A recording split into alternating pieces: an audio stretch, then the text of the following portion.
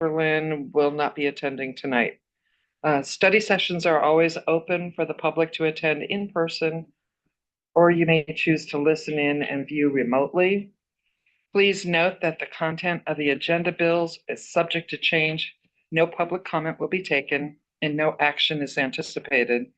Any of the items approved for action by the council tonight will be placed on the July 16th, 2025 City Council meeting agenda or as otherwise determined.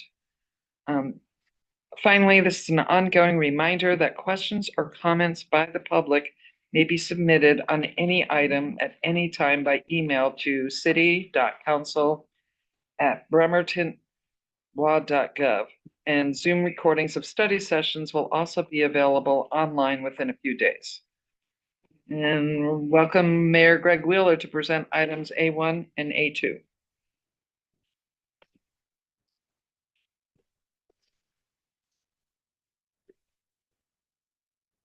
All right, good evening, council. Thank you. And my two requests for confirmation for the CDBG Project Review Committee are, we'll take it one at a time. We'll start with Chuck Henderson.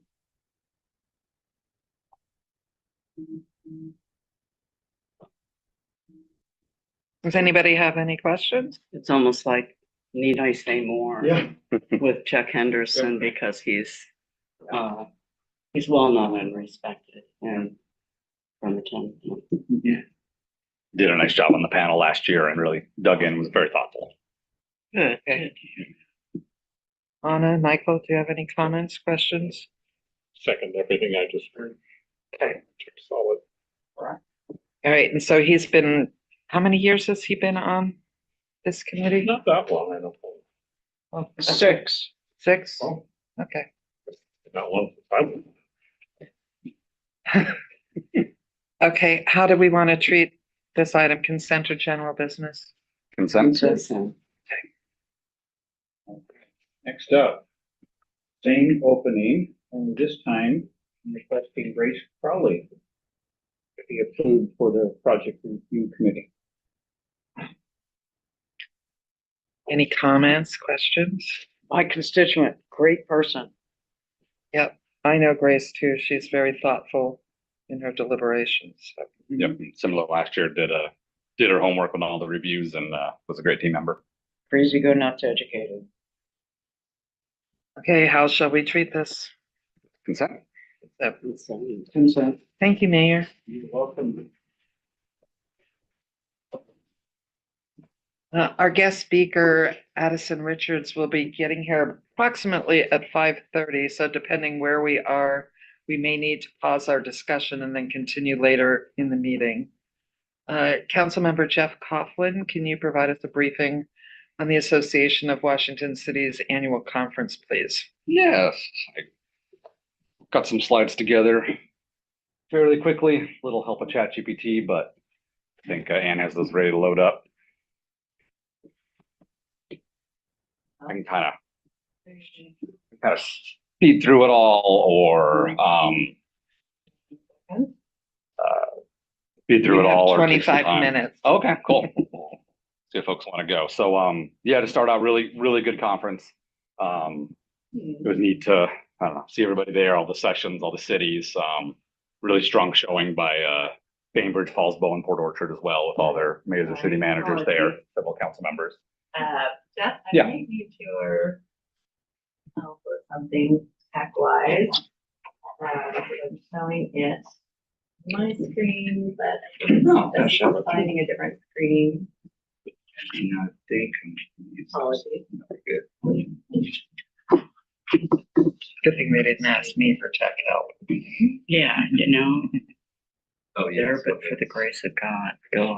I have to have Knox set up my TV because I'm supposed to say, Alexis, turn the channel to this. And all it does is turn on the TV in the other room. So, My Alexa does that too. It's usually music or the radio or whatever. Yeah, I have one in my bathroom and then one in the living room. And I'll hear it in the bathroom. yeah. Yeah, it's almost too much trouble, right? I know, but my remote doesn't work. The change is coming, I mean, just so significant. Change it to Windows. You didn't eat popcorn. I would anytime. I almost saw it open up. Strangers. There we go. Maybe I'll just start running it to study session. Popcorn? Share. You know, it's such a great snack. On the other dumpster, pull it up and run down. No, thanks. I don't want dumpster popcorn. Hey, actually, all right. We don't throw it away. We try to send it to a farm. Cool. Oh, good. Where it can live There out we its go. remaining years. Oh, It's really Your a pump shoes. thing for it. Like Black Beauty. That's right. Okay. There we go.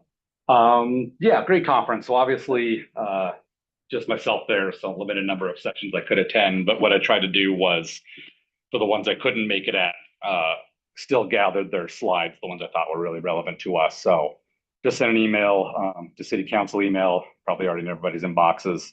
So it has this presentation, and then compilation of all the PDFs that were provided from the different sessions I thought were relevant to us. So if folks want to, they can just go back through those PDFs at any time.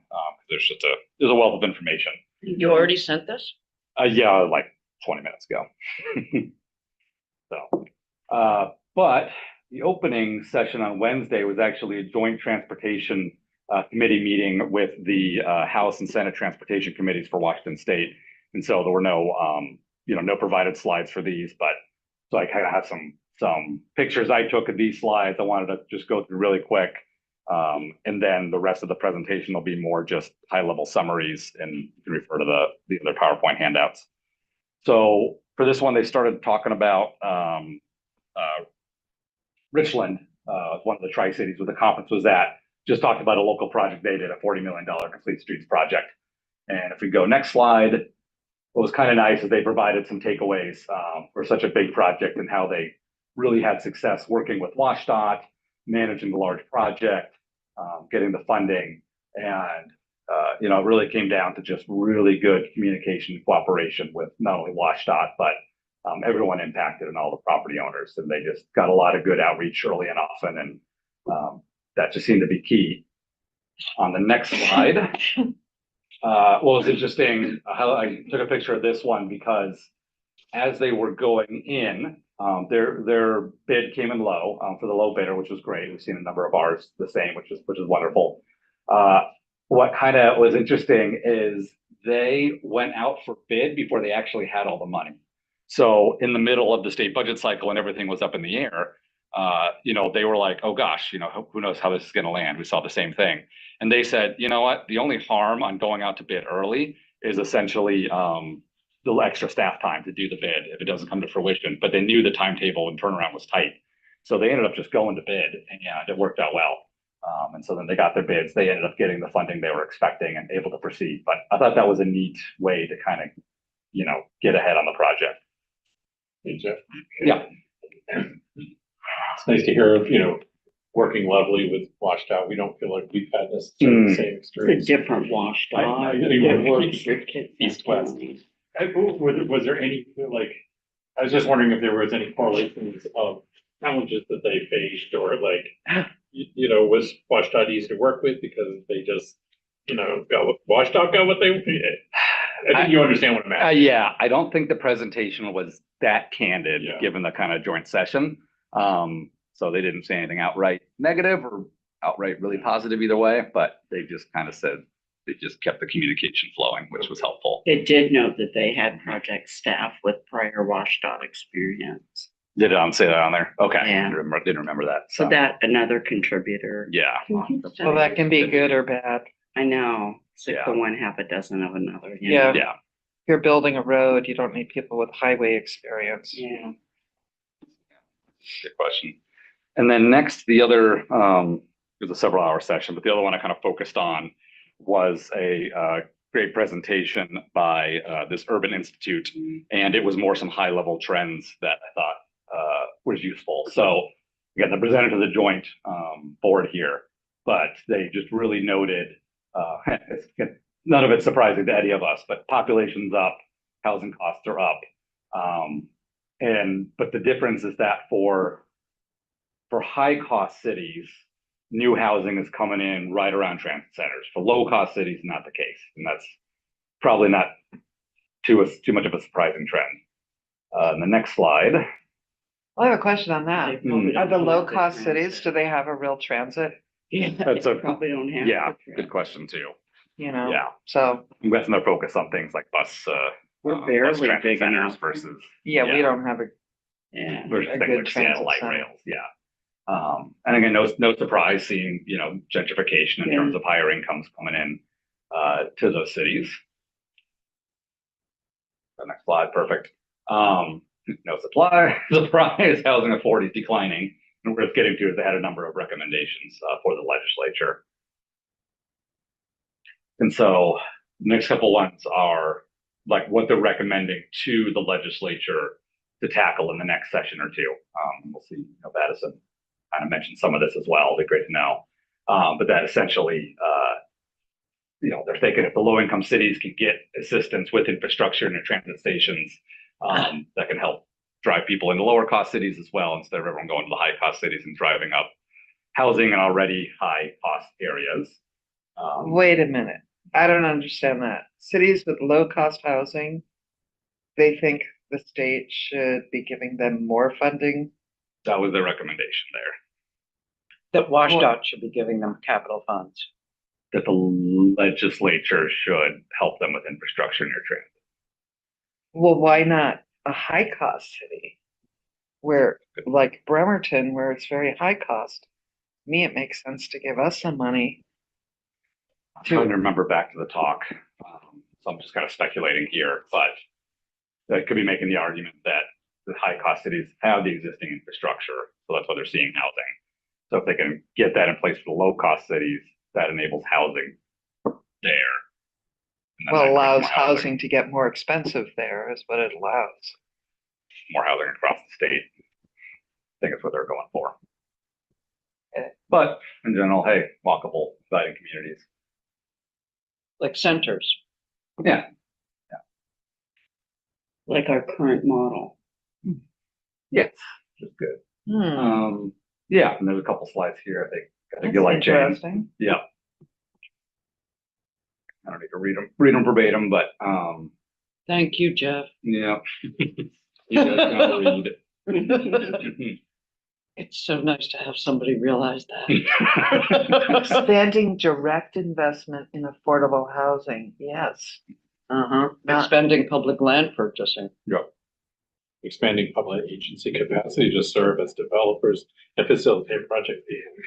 Allowing affordable developers to preempt local zoning. Our powers We combined. just do that. But everybody's gonna say they're an affordable housing developer, They're so we're gonna ignore your zoning. Yeah. a little punchy. Well, this will be good to go through. Yeah. Yeah. I guess look this is forward to their- receiving it. Yeah. Yeah. But if we ever wanted to invite the Urban Institute in, I'm sure we Nice could stories, ask yeah. them more. Yeah. Well, this is like what you and I were talking about like restrictive zoning near Charleston to like require multi-use zoning for residences or But you residences do. with businesses You- below. Carve it out. Yeah. And yeah, this Yeah. is Washington statewide, so it includes a lot of small cities. Oh, here we On the go. last slide, especially given recent conversations. Low housing cost cities may suffer. I'm not really getting that. Pricey areas can use MFTE to, I did not understand that Limit? one either, Yeah. and I don't remember them delving into it in the talk. that's. I think it's the way they're saying it. But It's that- misleading. It Some makes no sense. expensive Can you- areas can may you make use sense of it? MFTE No. rules to limit. That makes zero sense. Yeah, I wasn't sure on that one either. But I reread it too. So I was like, I don't who know did that? So this is a Urban Institute is the name of them. So I They're guess a you, very well They were- respected so I guess you research institution. could use Well, they do terrible MFTE to slides. say, you have to build MFTE here. Can you go back to that slide, please? Ann? It's baffling. I think we should throw it open to the audience. Can anybody understand that? Hey, Addison. Yeah, Addison was there. I was there. Yes. Did you understand it? Can you explain it to us? So this is a expansion of the NFT to what's that? Yeah, counties.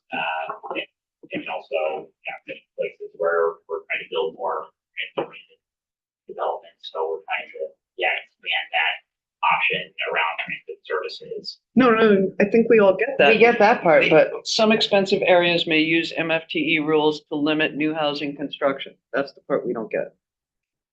Well, so I think that there is some question in the development community because the affordability requirements, about what this actually pencils out for them. So we included affordability standards, so to set aside set amount of units, right, for affordable housing. And a lot of developers are saying that it probably doesn't pencil out in expensive areas if they can't charge markedly. well, we have very few takers of the 12-year. Everybody wants, or the majority want the 8-year. And there's no affordability in that, so. Is this a good place to stop so we can let? Yeah, sounds good. Yep, that was the end of the slides I had for that Thank you session. for Yeah, that. Thank you. Yeah. And the discussion will keep on. sounds good. Addison, you want to come up and? Sure. We'll, yeah, be talking about this quite a bit, so. Yeah, we're Wait, Oh, you yeah, slide in here, okay. Awesome, well, thanks for having me. I'm really excited to be with you all in an official capacity, because there's a lot of great things to work on and to collaborate on, and just excited to serve with you. So I'll start with, I just want to introduce you to the public in case we have a lot of people on Zoom. Welcome, 26th Legislative District Representative Adison Richards. And Adison is going to give us an overview of the 2025 legislative session and preview the 2026 legislative session. So, hello, Adison. Thank you for joining us tonight. Thank you very much, Councilmember Pulowski and the rest of the council.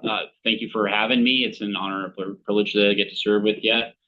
You're in Bremerton. As someone who lived in Navy Yard City, I know that when people live here, they don't think about geographic boundary lines, or they don't think about district boundary lines, right? I get to represent the 26th, which I love to say is from the Narrows Bridge in Gig Harbor up to the Manette Bridge in Bremerton. But again, having lived here, I love to go across the Warren Ave Bridge up to Fred Meyer and get groceries there, or go across Manette to the bakeries and services over there. So I know that no one, it's okay. Just going over to the panel. Since everything has been interrupted, it's study session. First rooms. Okay. Yeah. All right, fantastic. I can drop some of the formality. Yeah. But no, so I know that issues are far-reaching across the city. I'm also excited about some of the wins that the 23rd delegation were able to get for the city from Paul and some of the other services in and around the area. Look, there's a lot of things that I think we got done this session to benefit Bremerton. Oh, thank you. I'll start on the transportation side, right, with the ferries, restoring ferry service, the new governor prioritizing getting both back on the water. So we want to make sure that those runs stay within pre-pandemic levels, and there's some question about that after the World Cup, right? But in the meantime, anyway, I'm excited that happened. We also maintained funding for the fast ferries through the end of the World Cup next summer, but we also got to make sure that continues after that event is over. On the capital budget side, right, West Sound Tech is the big W, because we came in with $0 allocated out of any of the budgets proposed in January during the House, Senate, Governor. They didn't have any money for the project, and we walked out of session with $42 million to help complete that school. And so on those fronts, so we got some money for Wood Park. We also got some money for Pencil Community Services. Oh, hold on a second.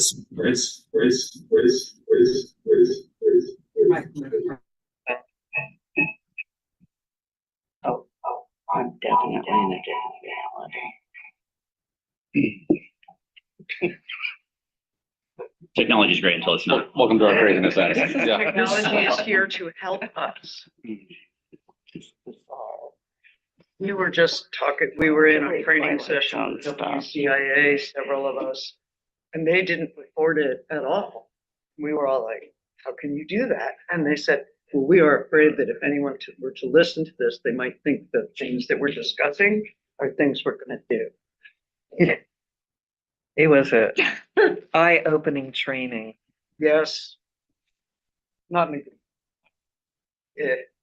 Are we working on something? Yeah, Mike's trying to fix us up. Oh, okay, okay. Would you like a snack while you're I was waiting? gonna say, That's okay. Thank you very much. We have Water chips, safe. we have chips and salsa in the back room. And guac. Spicy guac. Spicy guac, it okay. is yeah, it does stay with you. I didn't think the guac was spicy. I thought the salt Do it was. right here. We'll be joining the webinar. Jalapeno in there, is that the I don't know. ingredient? All right, I think we got it from the iPad. Hey, Eric, welcome. Hey guys, hey, I've been here since 5 o'clock. I'm just like, can you guys see me? I don't have controls or anything, so. We just- couldn't see Oh, you. by the way, well, in between speakers, you guys are a riot. I'm listening to you guys. So, real quickly, I'm sorry to cause this disruption. Mr. Richards here, Representative Richards. I'm Eric, and I'm the president of the City Council. Unfortunately, I'm out of town, and just want to say thank you for making the effort to come present before us in study session, and I'll cede the floor back to you, sir. Oh, fantastic. Well, I appreciate the partnership first and foremost, and I wanted to be here and be able to do this, just be accessible and answer questions and make sure that you all heard from me and me an opportunity to engage at this sort of level too, with opportunity for the public to be a part of it as well. So I was talking about some of the wins. West Sound Tech is the biggest one, and then it's HS, right, for programming, as you were saying. That was great. Yeah, and so Gorst is still a huge priority, as you all know. I was able to keep some money in the transportation budget. A lot of projects received delays, or we had an $8 billion shortfall coming into the section over the next 6 years. We ended up cutting $4 billion. A lot of that is delays in projects. One of the big ones coming to mind is State Route 18 got a significant reduction in funding for the project plan there. But I was able to hold on to several $1 million. We were able to hold on to several $1 million, of course. And one of the big components there is first doing an archaeological study for that area. Because what I don't want to have happen is for us to strike a grand bargain on a solution and then start digging, and now we find burial grounds or artifacts that are great work with the tribe. So work with the tribe on that language and with them on that, because I want to be sensitive to their needs and make sure that we're doing this in a really thoughtful, pragmatic way, right? I think with the also funding the study for the Bremerton Airport potential expansion there, that was some additional dollars that we secured. Perhaps with that, there may be a potential in the future for some additional leverage with the federal government. That's my hope in bringing more resources to solve the Gorst corridor. Because if we're talking about expanding the airport, putting more burden on our community for commercial traffic, then I think we're going to need a better solution, right, to get people in and out, and we're going to need more federal investment in making that happen. So that's one thing I'm thinking about going forward for that project. But of course, existing challenges: healthcare, childcare, housing, World Cup, which is obviously a great opportunity, though, right, for the region. But when it comes to like childcare, we did expand some of the options for folks. Worked on a bill that was a proposed idea from a church out of the Key Peninsula. Like they were like, we can host this facility like 5 days out of the week for people. Why can't we do it for kids? So we adjusted standards so now we can have more facilities like that available for host of childcare options, right?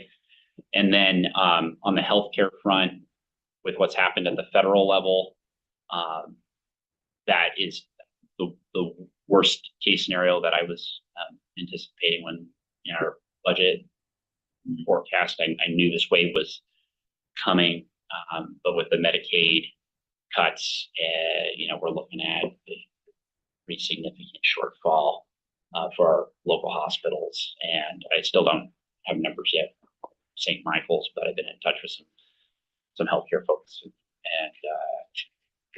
working on that right away. And the news is not good, but we've got to figure that out going forward.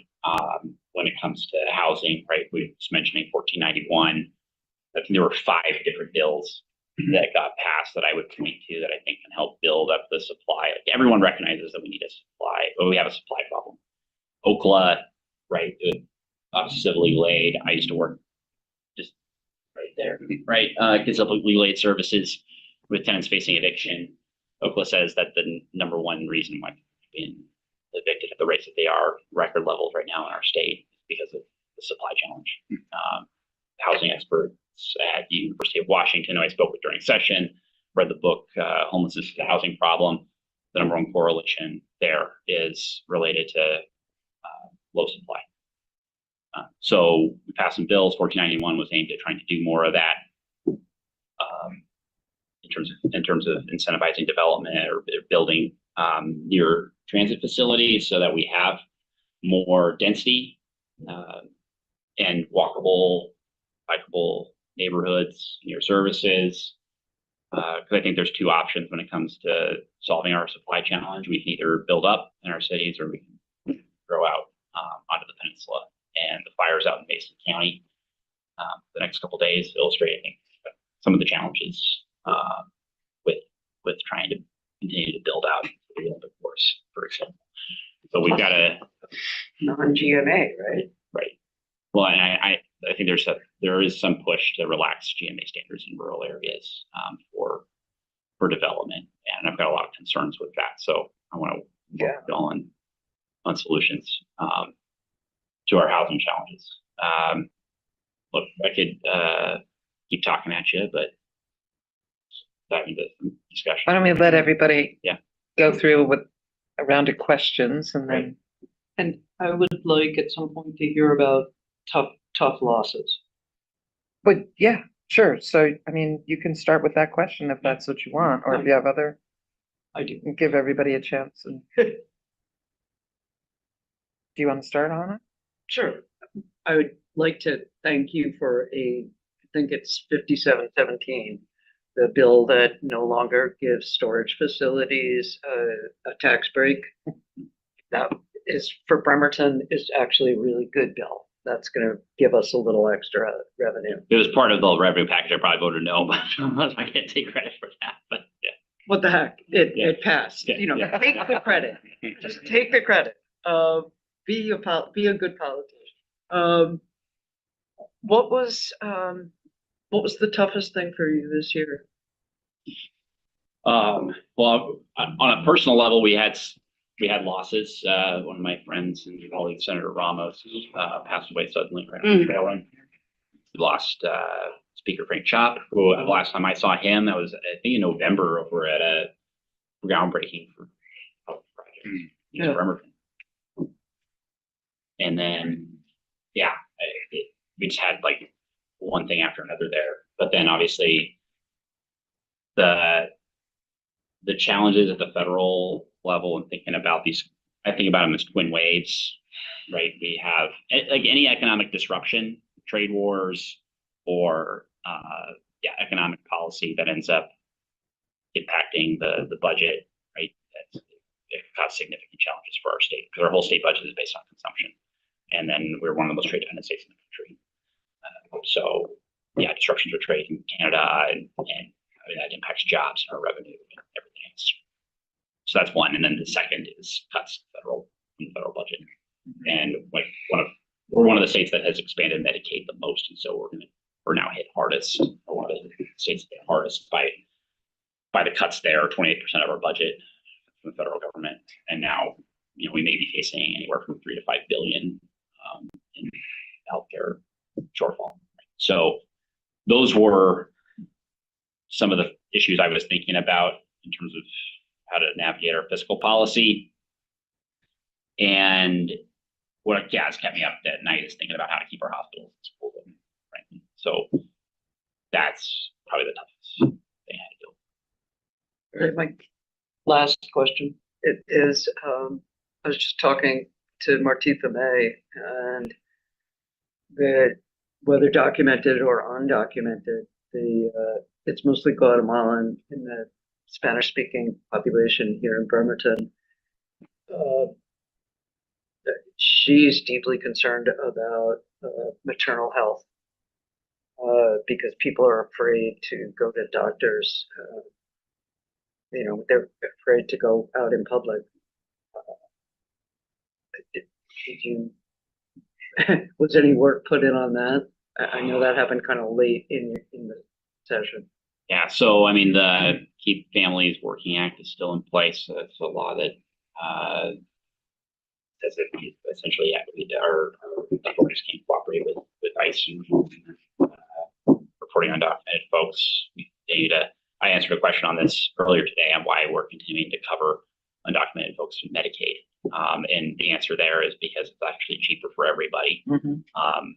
As a state, we can't impact immigration policy, right, at the federal level. But if our hospitals will continue to have to serve people regardless of what's going on. So if they're insured, then we're helping mitigate the risk to the whole system. If they're uninsured and coming in with some serious, they're still going to get treated, but now it's the most expensive care possible, and it's not possibly being paid for. So it's better to just provide coverage. Thank you, Adison. Yeah, so you need to do that. Thank you. Michael, you have specific questions? Denise? Adison, something just to give you to percolate on. We have something that you had mentioned actually is maybe our city. Bremerton has a lot of borders with the county, and then we have state highways, so we've got this confluence of entities right here in Bremerton. And it would be wonderful if there could be some kind of a incentive for local municipalities and WashDOT to better leverage the projects and the funding that they have going on around the state. I know we would really benefit from it here. Okay. Yeah, and I'm happy to take ideas on that. I'm all about it.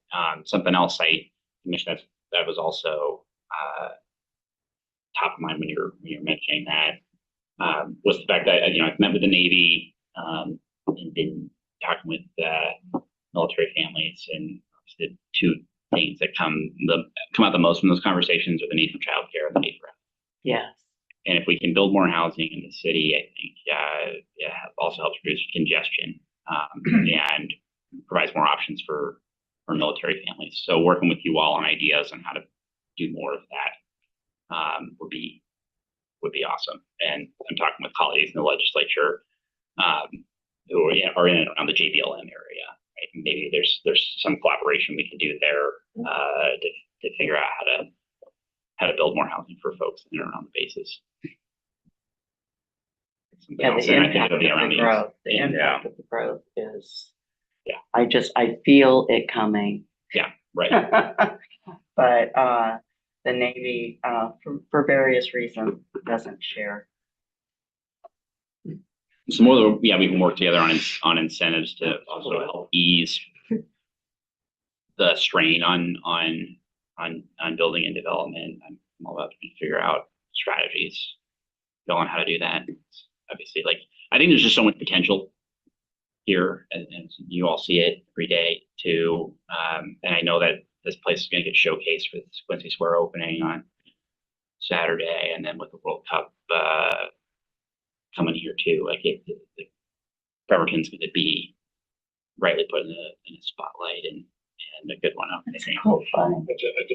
Just to kind of build it. I just saw something this week about how with Puget Sound or Washington State, or just that the growth numbers are really still keeping up. Really, it's not going to get it. They're not going away.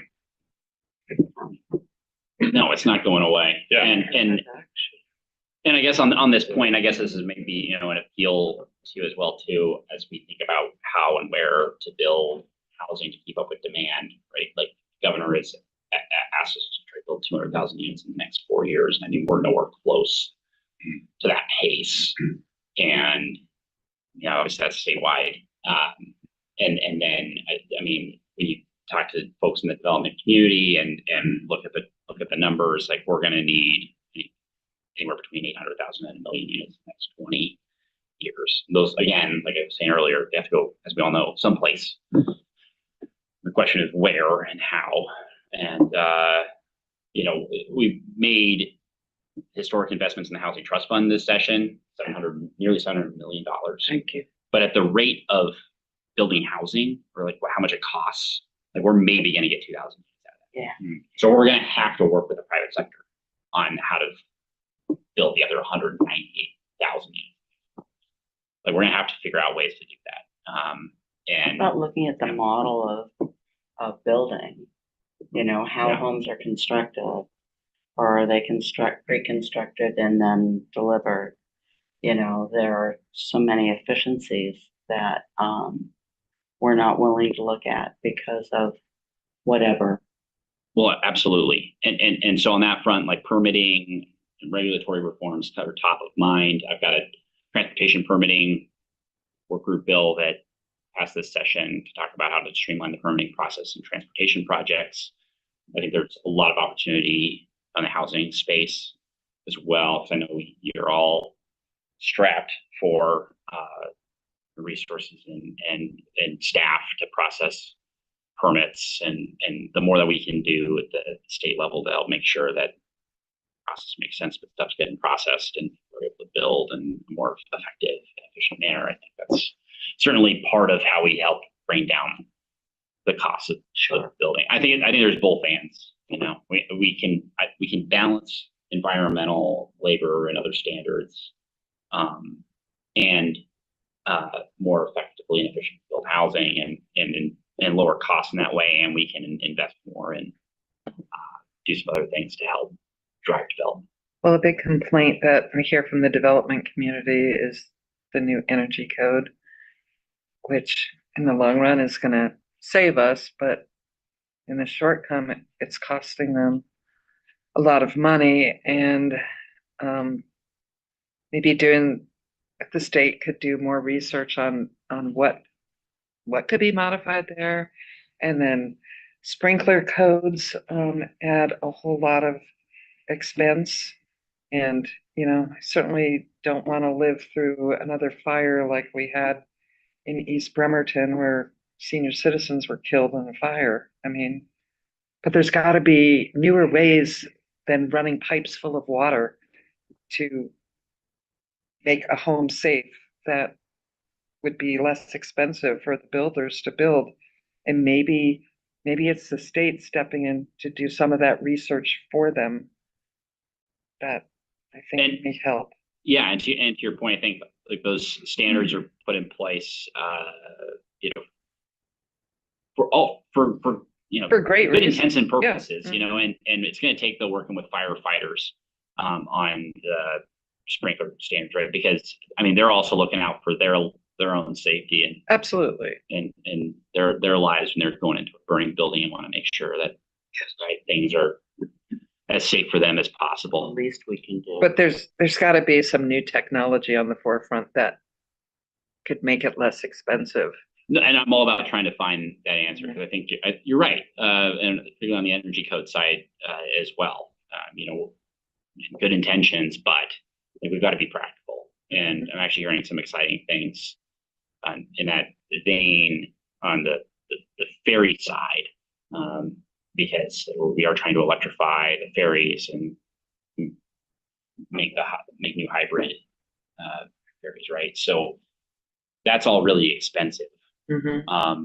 But apparently we can replace the existing engine with new ones that have 90% less emissions and maybe come in at a 10th cost. Mm-hmm. So I'm looking into that, and that's just one example of how to maybe be more practical. Right. Some of the energy goals and emission goals. There might be, to your point, more effective ways ways, and I'm all about trying to figure out how to do that. And I think it's going to take work with the builders, folks in the private sector too, to figure that. Well, we should be doing the research for them. Yeah. I think, you know. Jeff, did you have any? Yeah, just Yes, I've got thinking, questions. first, thanks Adison for all your advocacy for Bremerton and really delivering for us. It's really appreciated.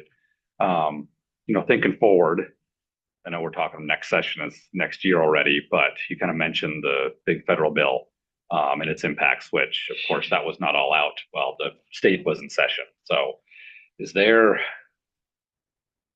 you think there's an urgency for the state to try and address some of that through an extra legislative session or a special session before next year? Or do you folks think, that they'll just kind of see how the impacts start rolling out and tackle it in 2026? I'm not opposed to it.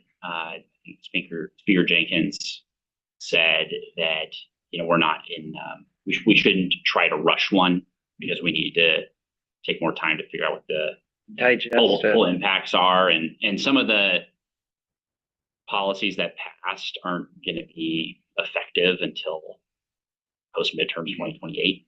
Like the Medicaid cuts, for example. So there is, I guess, in the vein on the urgencies, there is some time to try to absorb impacts and figure out what we're gonna do. But obviously, that's square to circle, and our biggest challenge. So I'm not opposed to coming back here to work. Yeah. So I have a question. Almost 70% of Kitsap commuters drive by themselves in a vehicle, and expanding a highway just means it's easier for more people to drive by themselves instead of carpooling. And I would like to see at least 25% of what we're spending on highways to spend that on active transportation in cities. Especially, I mean, we're absorbing a lot of growth in Bremerton, a lot. And we've been having discussions about the multifamily tax exemption, which it's really nice to give people a tax exemption for somebody else to decide that, but nobody's telling the city where we can get the money to make up for these shortfalls. We're getting more and more new residents, but we're not getting more money for police and fire and other services. So do you have any proposals on how to balance that out instead of the cities, especially poor cities like Bremerton, having to take that on? And, we have the shipyard right here, and they complain there's not housing for their people, but you can't dump 10,000 people and their families and not expect that there's going to be a housing crisis in one small community. So I guess the couple things I heard there, trying to figure out how to address the infrastructure challenges of having so many people commuting here, particularly by themselves, and then what to do about the increased need for services and revenue when you're cash strapped already and dealing with a lot of people that need housing and services, right? So on the infrastructure side, I talked to the Navy about this, and a lot of service members like to live in a quieter area or have the white picket fence and yard, and so they are more adept to trying to look for housing in Port Orchard or in Silverdale or some of the outer lying areas, right? But it's also true that there's a lot of families that would like to live closer to base, or at least have something more affordable. And a lot of single people. A lot of single. And there's not affordable studios in this town. And you all, so that bleeds into the second thing, which I don't know, like you would have a better sense of what sales tax revenue increases or other increases happen as a result of increasing the tax base, and if that can offset some of the costs of the exemptions, for example. I think that there are tools, county and city level, for mitigating costs, but if you have ideas on how the state can help, mitigate some of the costs as well. I think you would have those solutions more readily available perhaps than myself. You know, we plugged in $700 million to the Housing Trust Fund, and that's going to get us a fraction of the way that we need to get. So I do think we have to leverage as many tools as possible to build housing, and hopefully my hope anyway is that some of the tax base growth, at least from having more people living here, you know, if people are eating at our bars and restaurants, people are you know, buying goods and services here in Bremerton, that's going to have a good feedback loop for everybody. That's my thought, but you also have the better ideas on numbers, and I'm happy to talk about ways to mitigate. Yeah, most of the suggestions are raising sales tax, which is the absolute worst thing to do to a community where our income levels are so low. So, Yeah. And there was HB 2015 with some extra funding for public safety. Yeah, so there was that, and I mean on that front, like I sponsored a couple different bills to help improve funding for first responders, law enforcement. I didn't end up voting for 2015 because of the short-term grant. Like it's and it doesn't carve out, like, I think a clear enough lane to give you guys the resources you need to actually like maintain those services long term. So I don't think that it's a great funding model, frankly. Hopefully it can help in the short term, but my hope is that we end up carving out a clearer lane to help provide more resources, grants, etc., to fund services at the city level, and maybe that's one blanket strategy. anybody have any other additional questions? Eric, do you have questions? I know I've talked at you for a long. Anna, go ahead. Thanks. So, just a couple of things. When you were talking about, when both of you were talking about the new building code that makes it cheaper to own over the long term, but initial costs are higher. I was thinking, you figure that private developers want to make a profit of 6 to 12 or 15%. Is that about correct? So one alternative to that, because Bremerton has well over 50% renters, is the limited equity housing cooperative, in which low income people purchase a unit, and the disincentive is that you can't flip it. Right, it just goes up at the same level as, let's say, the CPI, so that it remains low income. And if you want to move on, go ahead. So that might build the affordable housing costs lower, because you're not having to make that profit. And it would bring increased public safety and stability to our city to have more homeowners, and especially locating them near the centers, like Charleston, Manette, downtown, Wheaton Way. Sorry, I forgot about Wheaton Way. Yeah, so that's just one thing. And then the other was something that we learned at the Food Line Summit a couple of weeks ago, which is that one of their biggest demographics is military families, where generally the man has been deployed, and at that point their housing subsidies, but certainly their food subsidies, disappear, or they are paid because the person isn't there, so there's no longer any per diem for them. So this is a whole population that is heavily reliant on food banks. So just putting that out there in case you may not. That was news to me. Yeah, I haven't heard of that. Yeah. Before, but I mean, the more that we can do to come up with innovative ideas on, home ownership or being invested in living and staying here, I think that's going to be better for the whole neighborhood generally, right? And if you have ideas on how we may be able to replicate that. I have many, but I will not express them at this time. I will email you. Yeah, so I get Any other like ideas, things for me to consider?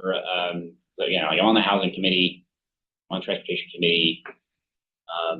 I want to be, Push for state income tax. that's a tough road to hoe. I know. I think the annexation, and continuing to look at additional methods for cities to annex, it's just Mhm. looking at other states. Washington seems, on a much more difficult side for cities to annex, and that definitely inhibits the growth, leads to a lot of redundancy of services, being able to have a stable tax base. So yeah, I think that's. And the zoning's not the same. A third of people with Bremerton residents don't live in the city of Bremerton. They have a It's huge. postal address of Yes. Bremerton. Right. So they think they live. In a Navy Yard city, I was one of those. Right. Yeah. Exactly. Yeah. Yeah. Perfect. Yes. Yeah. So, and that would fulfill the intent of the GMA, because there'd be a contiguous dense area Mhm. instead of all of these islands. Yeah. Well, that's an idea, right? And happy to think about that, because I know like county commissioners I've spoken to are also looking for GMA changes. Mhm.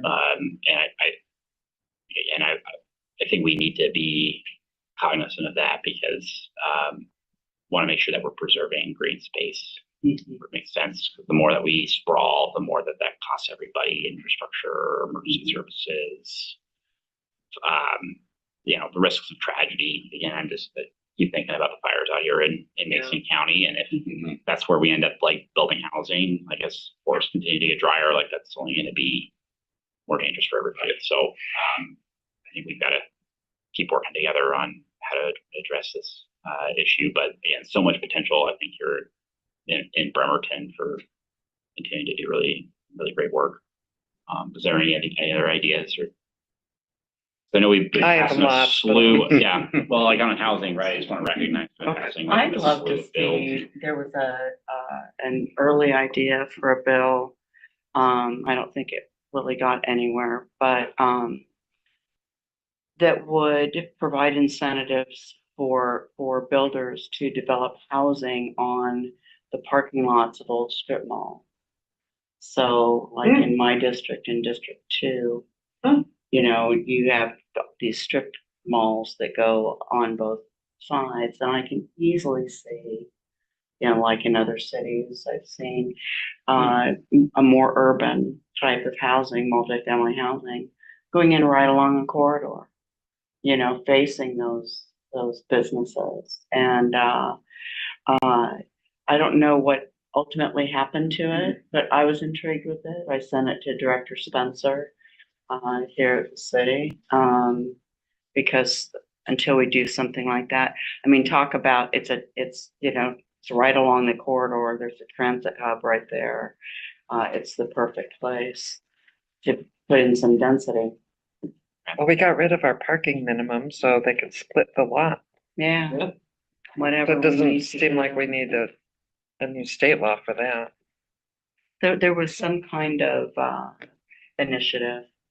Yeah, You know? and I think a lot about how to incentivize folks parking lots in cities that, you know, great housing, Yeah. Yeah. childcare, other options, right? Other than just having a parking Yeah. lot, right? Yeah. I think that's a huge opportunity. Along those lines, stop giving money to park and rides. They're Until empty. until you like look at how much use they're getting. I'm on the Kitsap Transit Board, and you guys gave like millions and millions, tens of millions to park and ride for Kitsap Transit. But when you look at like occupancy, it's on average 24%. And that's using places like Gateway that's at like 90%, you know, to throw weight into it. And I asked a nameless lobbyist about this, and he was like, well, it's an easy win. You know, everybody wants one for their district. I want a bus. I want smaller, more frequent buses, yes. No. Anyhow, What thanks, I'll can we stop. do to help you? Well, let's just keep talking, you know, and then I don't make so one-stop shop, but also like just know you can reach out, grab coffee, happy to connect. But I think that just let me know what what your perspectives are always helps with policy formation and trying to be really thoughtful. I know that we get down there to Olympia and we've got a set amount of time to get stuff done, right?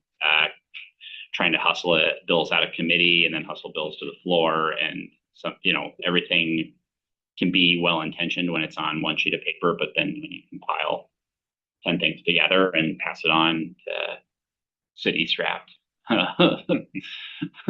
folks, it doesn't always work the way that we hope it does. So I want to be cognizant of that and make sure that we're being really thoughtful, pragmatic, and taking care of folks. So you all have those resources and partnership that you need. Well, I appreciate your time. Yeah. Does anybody else have any?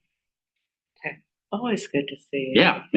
Yep, appreciate it. Yeah, of course. So You've done good this year. thanks. Trying to do what I can. It's like drinking water from a fire hose, to overuse an analogy, but it's the job and I love doing it. That's right. So Well, thank you. love Bremerton, and you're a good partner. Thank you. Thank you. Thank you, Edison. Adison. Yeah. Talk soon. I think it was So many things. really great to have Addison here, but don't we pay a lobbyist? I'm just gonna bring that up as well. We haven't had a Mhm. briefing Why all don't you, year, because have we? I've talked too much already. No, I believe we made the request before to have them kind of brief us before session, after session. AWC had a nice debrief on the legislative session, but it's not the same as what's really most impactful to us in Bremerton and to look out for. So I would absolutely love it. On that topic, Ann and I are working. We're going to have more, I believe, announcement in the future. We'll have more direct access to our lobbyist, I think, in the future. Does that sound like an accurate statement, Ann? We're going that direction. Yeah, it's timely. I actually met Brian virtually today. We had a great conversation, and we'll follow up with the mayor too. But we talked about, I think he indicated that November is usually the time when he would come Before the budget? and brief. So I did talk about maybe a little bit earlier. Before the budget, it would be my preference. It'd be nice to have a quarterly just Yeah, check-in, right? I mean, just come to a session and this is where the legislative process is at, but things are shaping up the fall, start of January, debrief in March, April, and By November, Or just like a summary document or something. It doesn't come and sit at the table. sure, but something Summary. that's exactly. So July, August. Summary. summer. Get it. Well, and there's a difference in my mind between a legislative agenda and a budget agenda. So I'm still not clear on how this city functions with our legislation. I was surprised when I first came on that I read the mayor's initiatives before the council met in retreat. And so, at some point, it would sure be nice to get better delineation. Maybe it's a charter thing. I don't know. I don't know the charter well enough, I guess. I was reading it. Denise, I don't believe it's a charter thing. And so now that we have Ann here, we're doing kind of a paradigm shift in the council's office. I think you can tell that. So just have a little patience. We're addressing that as well. Okay. And Okay. I think it'll all be resolved by the end of the year, that we're going to have different processes in place with respecting the mayor's office as well. But for example, perhaps we split the cost of the lobbyists. So he's both our lobbyist and the mayor's office. We'll work all those out. But this is all in the work. Right. Great. Okay, let's move back to Jeff Coughlin's report, please. Sounds good. Deja vu. Right. Perfect. So I can go to the next slide. The PowerPoint? I can. I don't know if I can do it right. Oh, yeah. It's just, it goes by so fast. Sorry, I'll make sure to get a copy. Hang on. Oh, good. It's okay. While you work on that, I'll There we just say, the other one was the keynote kind of talk there was, somebody who was described as world renowned in AI and digital transformation. And I found it It was okay. It was a little frou-frou. At a high level, what I liked though was the kind of emphasis on like, as we get new digital tools, crazy talk, don't forget about the people. Like it should be enhancing people's day-to-day lives, making them help connect more in person, not isolate and separate. So the two pictures I took of that slide deck, I don't know if it was published after. The two things, again, I'm biased, it pumped out of me, but she actually did talk about Copenhagen's bicycle infrastructure, one of the leading places in the world. And you can see the plus apps there in the background. But it was a way to, I believe that city gave people the tools online to tell them how to get around the city, and all the different walking and biking maps. And then it really ties into the concept of blue zone cities of, not just about, not just bike lanes, it's making it easier for folks to get around, connect in person, see each other, and just that community well-being of both physical health and mental health. And then the other slide I took, she actually did talk about Bellingham, had this whole greenways program and the whole fact of Pacific Northwest and environmental stewardship and physical trails, and that they have a whole digital map to tell people where everything is. And they actually, I can't remember if they actually tracked the amount of users and how much people were taking advantage of each trailway, but there was at least a nice dashboard showing it all. So that was kind of the gist of the talk, was just a lot of great tools to kind of better get across for cities of what you have available, and then track users, I'd say, for the most part. All right. Fire district funding. So this was a great special session I went to in person. And it was given by a fire chief who not only has the knowledge on different funding of fire districts, but I believe has done 6 or 7 different fire district mergers, mostly Eastern Washington. Really had experience on that, as I know we're talking about that as a possibility. So this is a ChatGPT summary of the slide decks, because I did not have time to write out every the slide deck myself. Hey, use AI tools. But what really stuck out to me on this talk, because it actually, a lot of folks there were asking about mergers. And what surprised me is he talked about a couple different case scenarios of cities he's done the mergers with. And of course, if the merger, or anytime a merger happens, that regional fire authority, the folks in the city who used to be just paying into general fund by general taxes, they would now have this additional regional fire authority tax like everyone else in the county pays.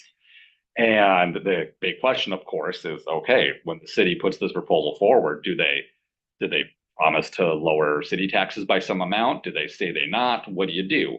And he said there was a couple cities that were really forthright. They said, yep, we're going to do this merger. And you know what? We're not going to change city taxes. Yeah. But we are going to spend that on the extra police that we need, on roadways and fixing potholes and streamlining it. We're going to spend it on parks. We're going to spend, and they had a really good plan on how they're going to spend it.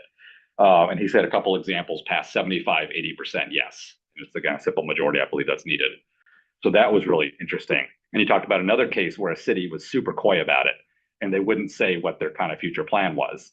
And an opposition group formed and started kind of pressuring, their council mayor, city manager, and, said, we want an answer. And so finally they said, yeah, we're not going to lower taxes. And apparently that opposition group said, okay, thank you. We just wanted a plan. And then that passed like 65, 70%. So that was kind of really encouraging to hear that, So being honest works. being honest and clear Imagine communication, that. and that Nice. the bottom right point is right. And if you go to the next slide, this is one I took. And yeah, he just really hammered that communication on, yeah, if you're going to do it, make the case and sell it and say what the plan is and what money's going to be spent on. And it could be a win-win. So yeah, that was a really good session. That was really encouraging to hear. Couple public work sessions. One was this, God, I'm blanking on the acronym, but this American Public Works Association, I believe, ADWA accreditation. So I believe the county's accredited. I don't believe Bremerton Public Work is, but Lake Stevens talked about their process to get accreditation, and kind of let you read through there. But at the end of the day, it really helped them think forward and kind of enact a 5-year plan and say, where do we really want to be? And it was adopting best processes, streamlining, and really really also helping to make it clear their project priorities and tasks. And I love that one at the bottom. It was the employee burnout dropped with clear project priorities. So Imagine that. imagine that. Yeah, that was really good to see. Good amount on funding opportunities that kind of covered everything that was out there. The next slide will have something on kind of what was new to me for one or two, I think. Can you go back? Yeah. So I don't see the Department of Commerce because they actually have a program that will help pay for like all the new utilities that a development needs Well, to. that's what down. Did they talk about that one at all? To lower the cost of putting in a development? It sounds familiar, I think, because you mentioned it before. I don't think it was Mhm. mentioned at the talk. No, hopefully But I it's still remember. funded. Yeah. This was neat. This was actually a mobile tour I went on that went to Kennewick. They have their own 9/11 memorial. That was interesting, how it parallels ours. But they had this kind of big multi-use recreational complex that had open fields, kind of a similar vibe to Pendergast, inside indoor gyms. And then the highlight of the conference was they had a historic carousel, merry-go-round, and it was a great partnership where they basically city provided the space with the grant money they got and the local nonprofits operating it. And so we're all standing around this carousel. And finally, the person next to me goes, "So can we ride it?" So we got to take a ride, but it was but it's been a big attraction that draws in a lot of families to that complex. So it's there was more funding in the past, but they had this local revitalization funding, which I don't believe is available anymore at the moment, but we'll always bug Adison and we have money in the future. Yeah, that was on. So moving along, good sessions on homelessness. I got to, I think, just one of these, but there were a couple. The slide decks have a good rundown of Auburn's kind of model, and I like their kind of compassion, but accountability and community. And it was that tough conversation of where do you draw a fine line between helping and providing a continuum of care, which you need to do, versus on the enabling side. And so they took a very city-led approach, which was interesting. You can go through their slide deck, a lot of detail in it. But they took a very citywide approach. Not every city does. Citywide being like, City, it was a city department. like city-led, yeah. Yeah, like we, the city, are gonna be the primary people And not taking nonprofits? charge. Yeah, was interesting. So Yeah, very interesting. Very sensible. Not really. yeah, again, pros and cons. They also have a lot Yeah. more staff than us. But yeah, as we've been talking about, we'll use the phrase continuum of care. Ferndale also presented. I think that was the one I didn't get to see. But their slide deck, when you go through it, they kind of like they went all back to the 1950s through 2000, 2020, and they definitely were very honest on. Oh my gosh, oh, now it's really a crisis. We need to do something. We probably waited too long. But it was but they do put in there, and they really focused on that coalition building, and they listed out just dozens and dozens of groups that they're trying to work with as a city, and both gathering data and obviously providing services and consolidating services. And they hammered the navigation center idea as well. So Measurable outcomes. Yep. And they had some good practices there on slides on the data. Finance, that was probably, I'd say, the biggest topic of conversation. All the other council members, cities I talked to was money. Riley back there.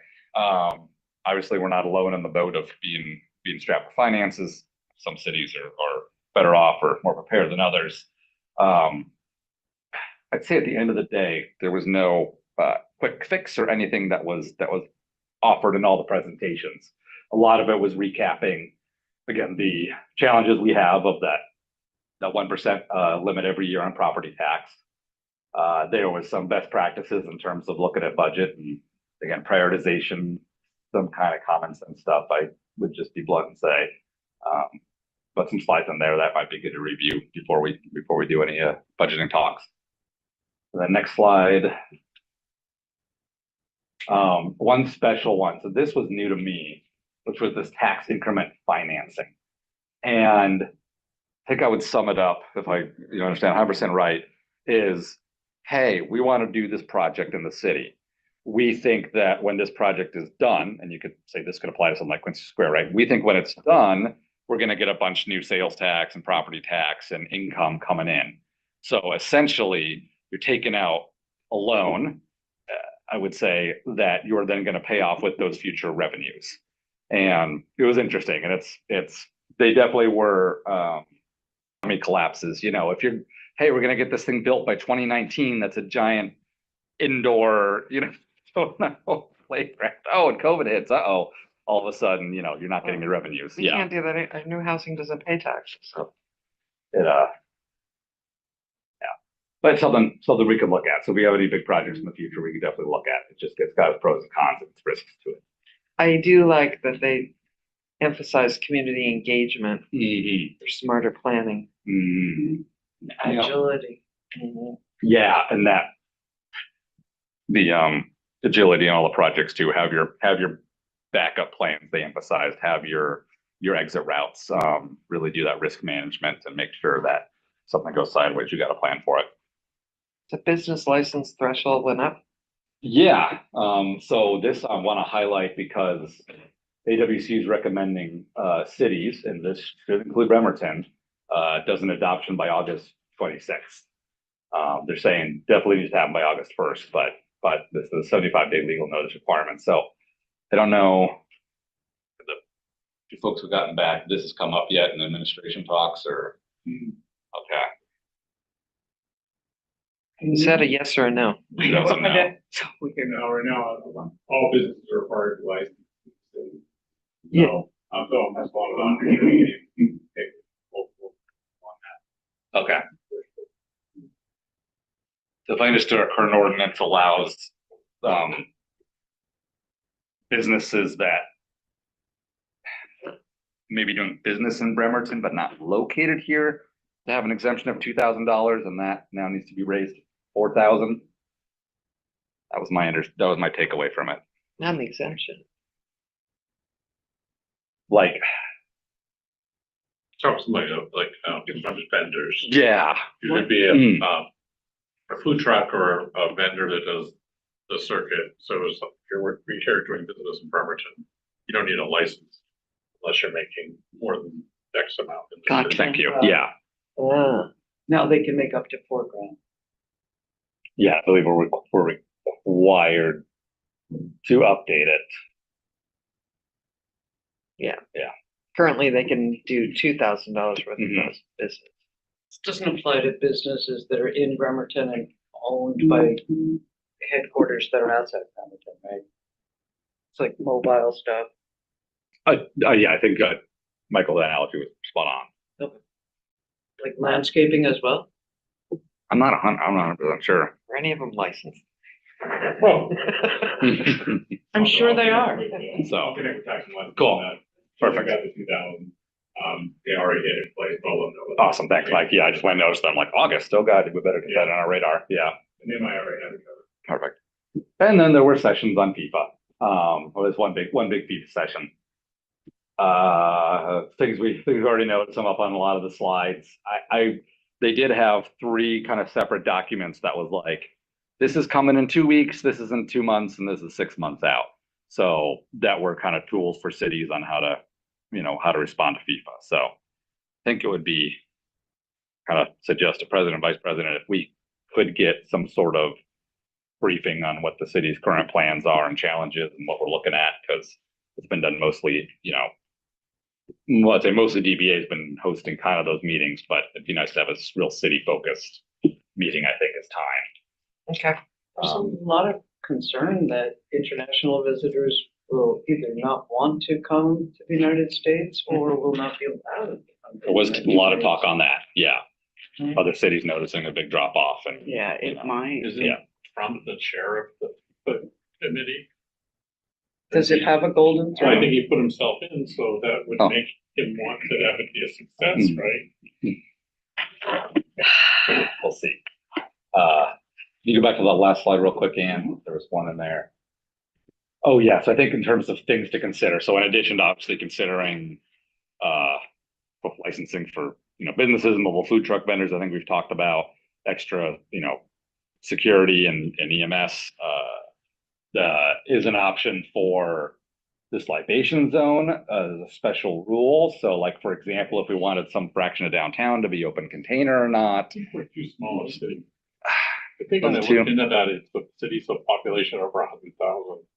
Which seems very limited. Yeah. Anything that could be changed. To double check, you're reminding me there was some sort of, there were different tiers. Yeah, so, okay. Okay. Yeah, Crowley and I were looked at it. Okay, nice.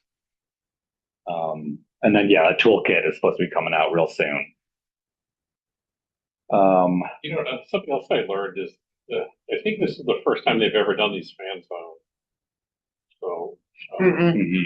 They've done fan zones before, because I went to one meeting that they held. And the fan zone isn't to get people from Seattle or the international community here. Yeah. It's to get people who live in Bremerton excited about soccer. That's what I was told in the beginning too. Yeah. I've since heard that there's not, but of course, and it's a little weird too, because this piece is happening all over the country. It's not coming to Seattle, it's coming to the United States. So they're, we get one game. And what games are we getting? Yeah, like one And game. Well, during the week. it's expensive. It's also on the people website, what you guys are saying. that Yeah. It's for. And there are people. Kylie's working on got that. something to Does. comment. Yeah. So, a couple of things. So the fan zones are actually not FIFA. They are, a creation of from Seattle FWC, 2026, which is the local organizing committee for the Seattle game. And so the games are 16 sites in the US. Each city has a local organizing committee putting on that event for that site, in conjunction with FIFA. And then the Washington one, that's for Seattle, they, wanted to bring the hype, the fun, the event to more people in the state. And so they selected these 9 other cities to be the location of fan zones, and they are Seattle FWC 2026, fan zones in conjunction with that city. And so the only reason I put that is that the FIFA fan zones that have been in other states, if you look online, you'll see like really huge installations with basically temporary hotels and things like that. Yeah, that's Those are not FIFA us. fan zones that are, in other World Cups. This is a new format where it's a continent. There's also games in Canada, there's also games in Mexico. They're kind of spreading it out a little bit more, like when they did in other countries, it was more concentrated. And, they sponsored a fan zone, which included almost like building a city. So I'm just letting you know that, so that if you start Googling and doing your own research, you're gonna be like, whoa, this is wild.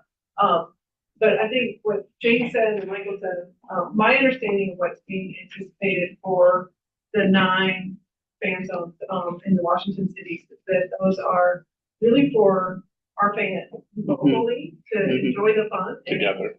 Be, a part of the event. Yep. And, sharing that as a way to bring it in. There's also, I think, going to be funding that's coming through the nonprofit, the local organizing committee, that is going to be directed toward the cities that are hosting to help with the logistics stuff, like the not fun stuff, that, public works and, Portable toilets. Yep, Yeah. yep. But the games are, the schedule's already set, at least the days that they're on.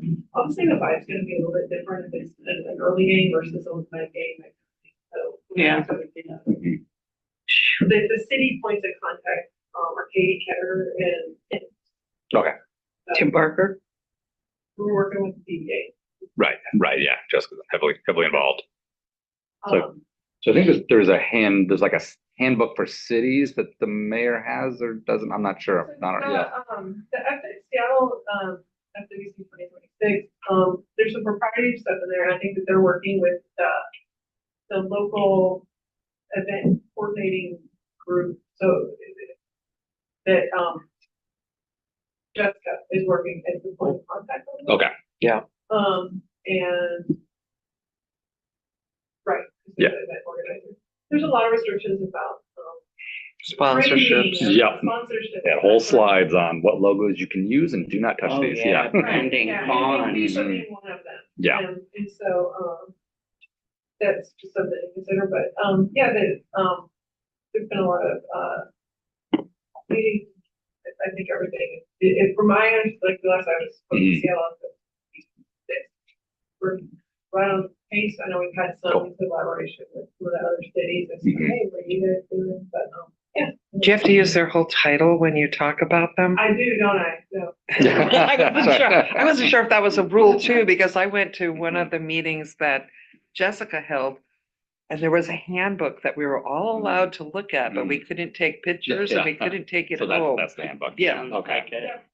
So in addition to that, then I found the exact slide. There's a watch party playbook coming out in July this month. And it's for organizations that like want to host unofficial viewing parties without getting sued, I'd say. Then a community branding playbook in the fall, and then finally a small business playbook in December for help and engagement. So. Well, FIFA. The very last slide I had was just a great vendor conversation I had.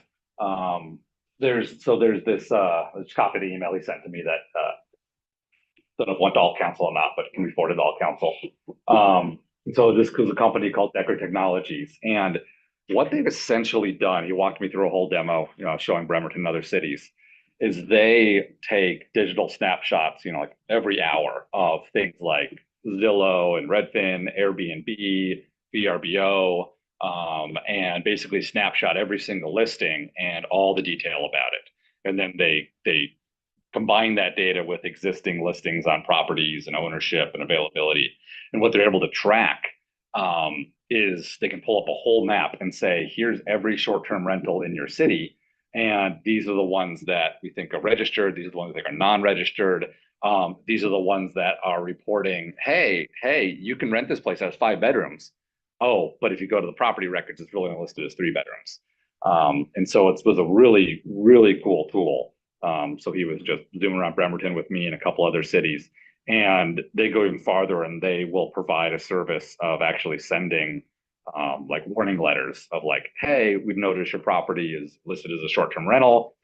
Hey, and here's the receipts, right? Here's 3 years of your property being listed on Airbnb with screenshots, and we noticed you jumped up a bedroom 2 years ago.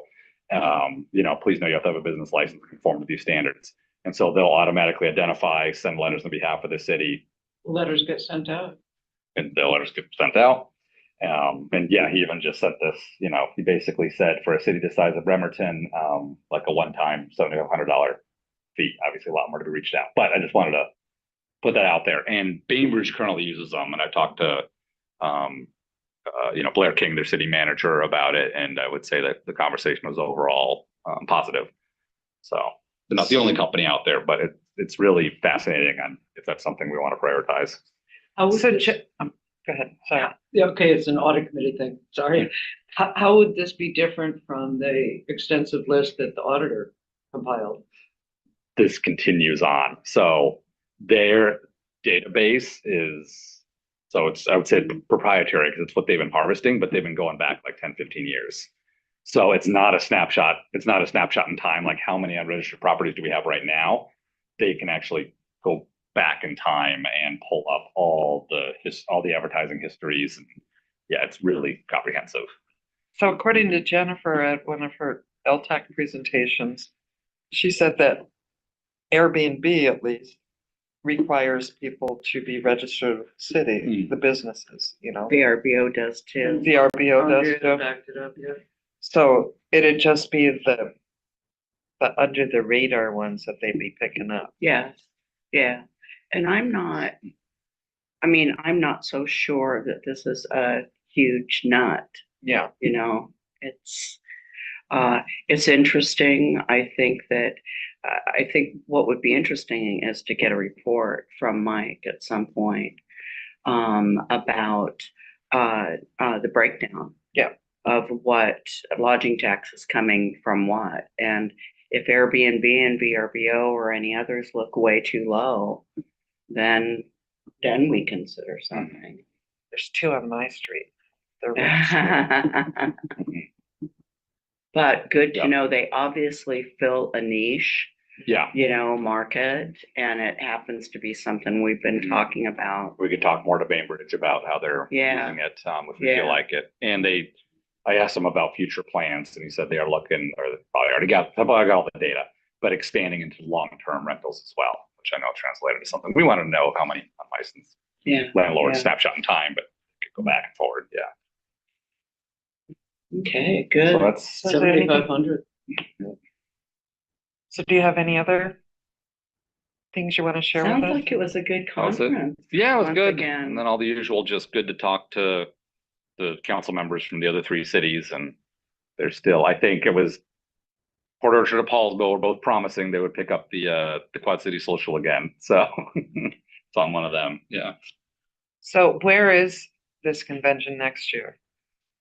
Good question. It'll be around here somewhere. It'll be I on think this it's side. I'm not going. Might be But let's see. Vancouver. I think it's Vancouver. No, I've only Spokane. gone to the one in Vancouver. Didn't you go to the one out? in Spokane. Eastern Washington? Mm-mm. It's in Spokane. We'll Spokane next year, June 23rd well, to 26th. Oh, it's in Beautiful Spokane. downtown Spokane. Actually, we keep hearing about great initiatives that come out of Spokane. Yeah, Yeah. But I think I would personally prefer to like just go take all their city councilors to lunch. well, and it's always in June.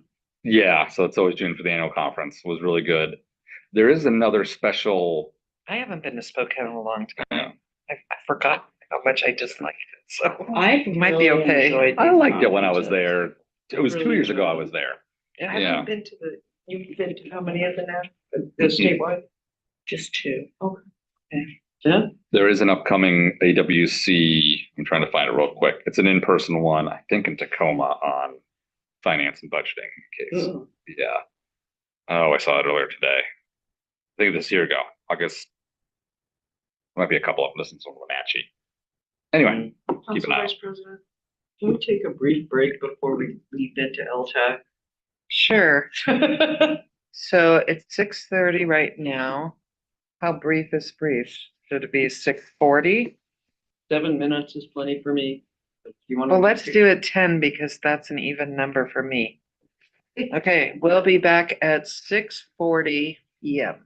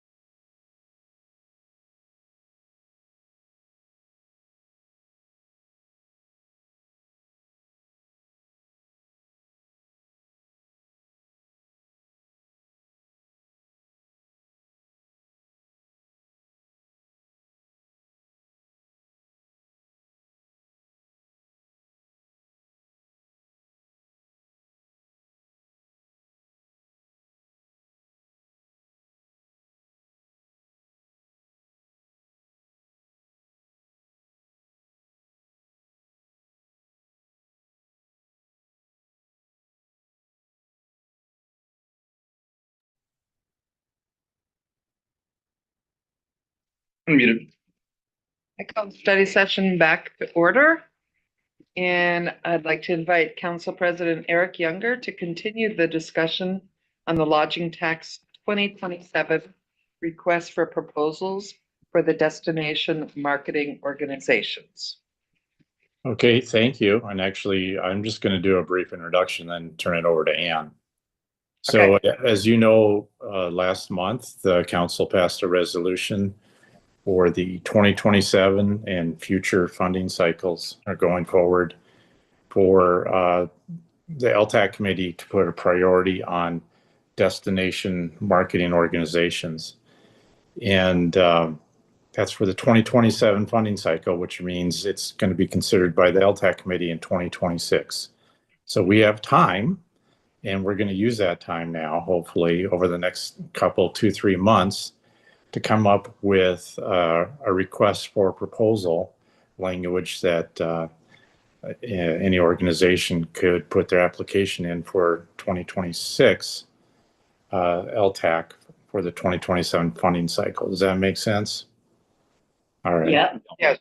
Okay. It's always been confusing to me. So if you remember, before it was Jane, Denise, and I that came up with the resolution. And I said, okay, now going forward, coming up with the 10,000 foot level, if you will, of the RFP, what does the council want to see in this? Because the LTAC committee is the committee is actually going to choose from amongst the proposals. This is our opportunity to basically say, what do we want in an RFP or in a DMO? What are they going to offer the city? So I've asked Ann to lead this effort. She has some background with Kitsap County, which, Ann, I believe Kitsap County is soliciting bids this year for a DMO. That was their plan. I could check in with them, but they were hoping to do that this year. Okay, so Into the RFP. so which I was glad to hear that they're at least strongly considering that. It kind of said, okay, yeah, we were going in the right direction with this. But in any way, Ann's been doing a lot of research, and my intent, if you guys are good with this, is that Ann and Christine are taking notes, and they're going to listen to your input, and we'll meet again a couple times probably before we come up with the RFP draft. And then what I'd like to do is post it on our website and let the organizations have a look at it and provide comments. So this initial review is council, what you want to see. And then let's hear from the community, see if we left anything out. I gotta believe they may know more about this than we do, at least some of the organizations. And then hopefully finalize it in the next maybe 3 months, maybe. So then these organizations can have an understanding of, oh, okay, this is what the city's going to be looking for, and then they can work on their proposals and get everything lined up. So with that, I'm going to turn it over to Ann. Thanks, Eric. So really, what we're going to do is a couple slides just to level set, and then most of the slides have some questions to pose. So really the dialogue amongst the council members that we'll capture to help inform the first draft of RFP. So again, we'll go through the strategic priority areas that we talked about in June. And we have a series of questions, and a lot of questions focused on performance and reporting metrics. And as I heard in some of the earlier conversations, being able to measure what's important is going to be really a key element of this effort. Okay, so again, what we gathered from the conversations that have been going on in LTAC, we want to clarify your vision for tourism promotion and the role that you see the DMO playing in supporting economic development for the city.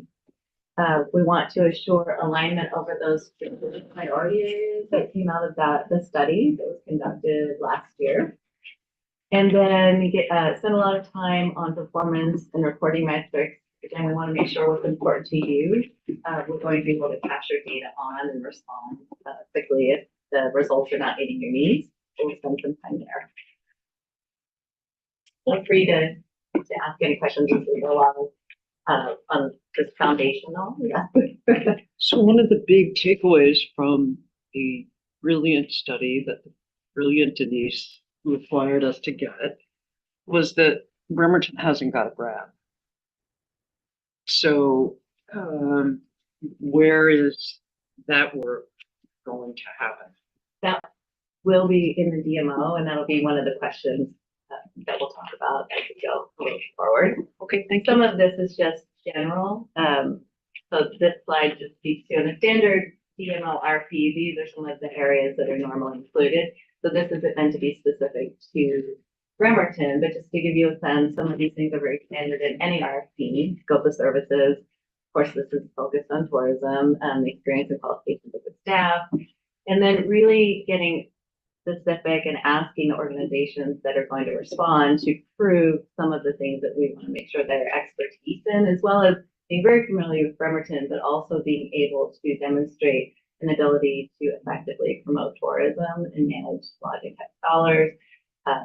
What I heard in our June discussion, very collaborative approach. So there's a lot of entities involved in this, and even though there might be one designated as the DMO, the desire is to really have that entity partner and collaborate with all of the different tourism stakeholders.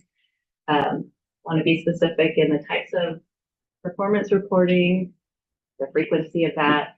And then I think these last two really speak to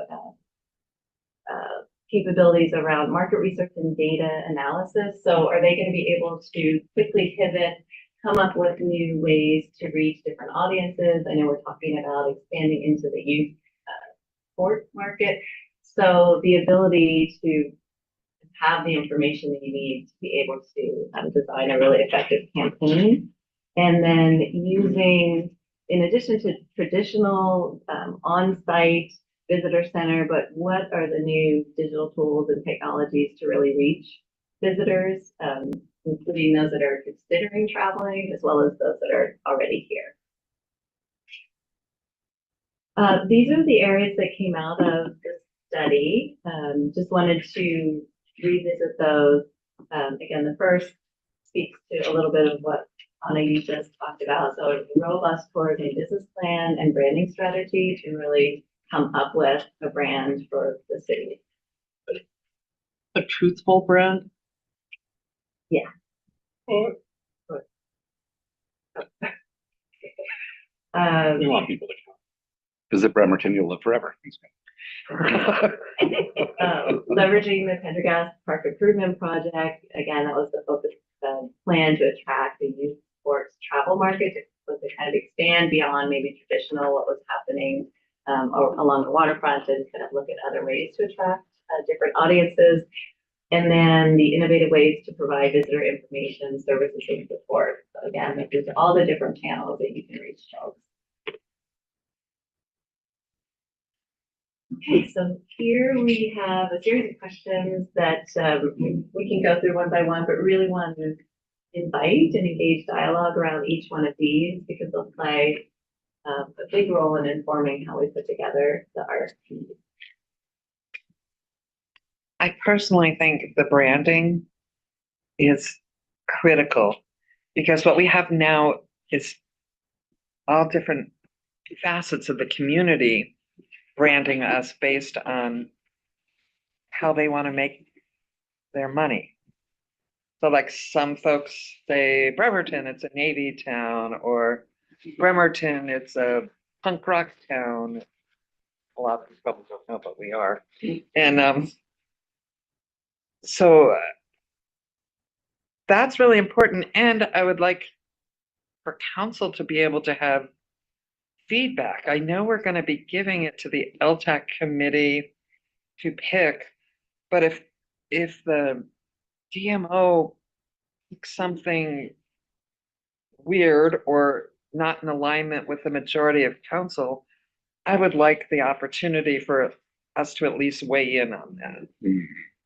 And I think from in the RFP, when you're a lot of times in the beginning, we'll talk about the city and the uniqueness of the city. I think you have the opportunity in that section of the RFP to begin to paint a picture. Of course, the DMO would probably then incorporate incorporate that, do their own research as well, incorporate that, but I think you do have the ability to craft a general sense of how you'd like the city to be viewed and not leave it totally up to the DMO Somebody else. at a high level. But I think that, like a lot of things we do, we need to get like community support on that. Yeah, Like, so for absolutely. instance, like, maybe Jeff and I would be like, we're now the Arts and Entertainment Center of Kitsap County and all this kind of stuff.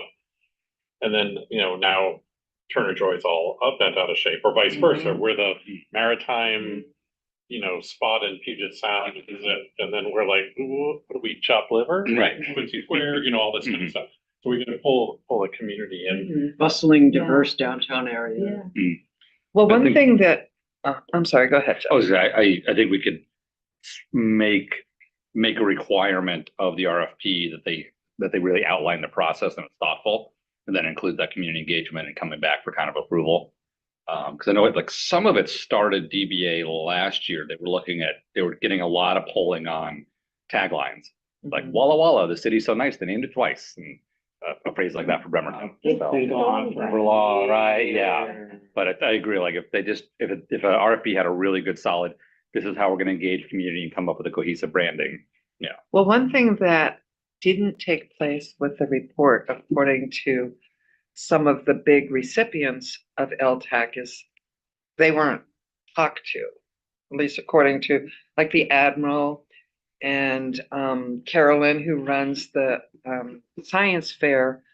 And she had a very valid point. She's like, we weren't included and I get 3 minutes to talk to you. So I think before we put out any RFPs at all, we should have an interactive meeting with the folks who have been recipients or hope to be recipients and have a real discussion, not just you get 3 minutes, thank you for your comments.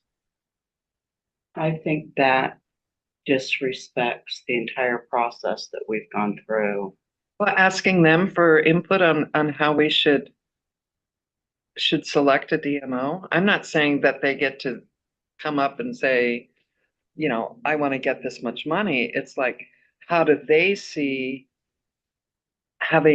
what is the best facilitator of these funds that they envision?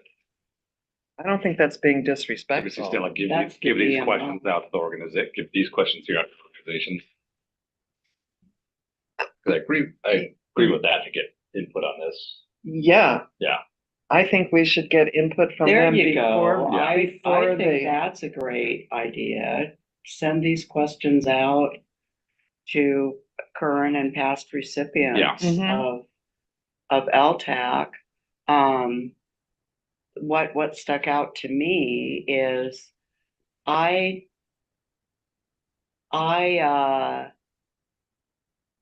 like the DMO needs to tell me how they're going to ensure tourism benefits the entire community. Yes. Okay, they need to tell me that. Yeah.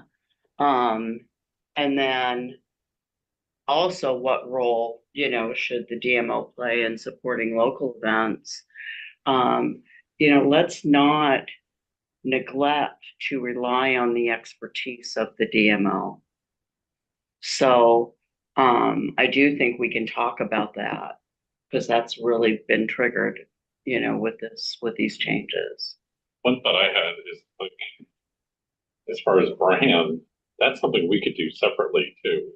We could pull some of the funds and do that, and then present it to the DMO, because the DMO might have to then contract that out to a marketing firm to do that. So Right. True. it's just something to think about. It's tricky. So I'd like to build on that from what Michael said and what Jeff said on the branding. When we do these RFPs, I believe we can have this, the successful DMO can be more than a 1-year term. And I suggest a 2 or 3 year term, which is whatever, subject to the rules, subject to review by the LTAC committee every year, whatever the rules are. But I think the whole branding thing is such a Herculean task that I would prefer, from my perspective is have the DMO come up with how they're, as Jeff was saying, Yeah. how they're going to come up with a branding strategy, and they do the community outreach. And then, but you're not going to have an award, and then all of a sudden the DMO say, we're Bremerton, we're whatever, this is our branding. This is probably going to take a year. It's going to take a while if you're going to do this very thoughtfully. So that would all be part of the RFP, is the DMO comes up with a branding strategy. Kind of on that too, obviously, like, nothing's gonna happen day one, but even in the first year, they may not be able to create tourism marketing and stuff that benefits the whole community. They've got to start somewhere, right? They're gonna have to start with a type of energy, and a focus and things like that. Well, and that's why scopes of work are important, the contract, the RFP is critically important. Yeah. We want to elicit the information that we need, or that LTAC needs to make a good decision. I also think they need to be able to go after other funding. So like sometimes the port has the programs where we have to apply, and then we can get ads in the baggage claim area throughout the airport. There's other things like that I haven't seen anything along those lines about them having, no one's going to run a great DMO on just what we're going to carve out for them. Right. Staff in general is going to eat up a lot of that. And I, in looking at this, it looks like key questions to inform RFP. My bottom line is, what's the bottom line going to be? Collaboration is really important to me. Supporting local events, if they bring in people to stay in the hotels, that's important. It's like we're walking around something and not. Well, that's a very interesting point, though. Is we are using lodging tax money, but is the only thing the return on the lodging tax? Is the DMO's only job heads and beds, or is it to fill restaurants and to fill gift shops and to fill attractions? Well, if its only money is coming through lodging tax. Well, that's where we wanted to leverage. We want to leverage that money to do other things. So what about, the Port of Bremerton is doing that big, huge air show, and I'm going to their media event on Friday. And so they're in the city limits, so they've been marketing that heavily. So do we have, I think it's important that we put in this, that we also coordinate with other things that are in the city. Well, And that was in the collaboration, and you're right. Especially the port has its own budget, has its own brand, has its own marketing plan. I'd like to suggest that Dr. Briggs be part of this conversation, because she has been working really hard on identifying and liaising with a lot of community-based organizations. Did she get a copy of these questions?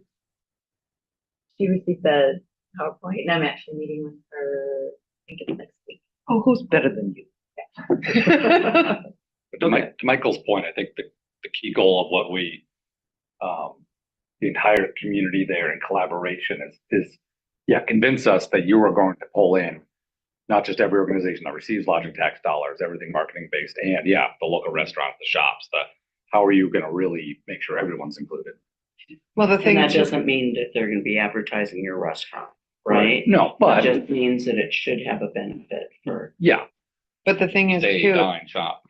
Doesn't the state law also allow for operations, like some funding for the Turner Joy or for the Historic Society? Never heard that before.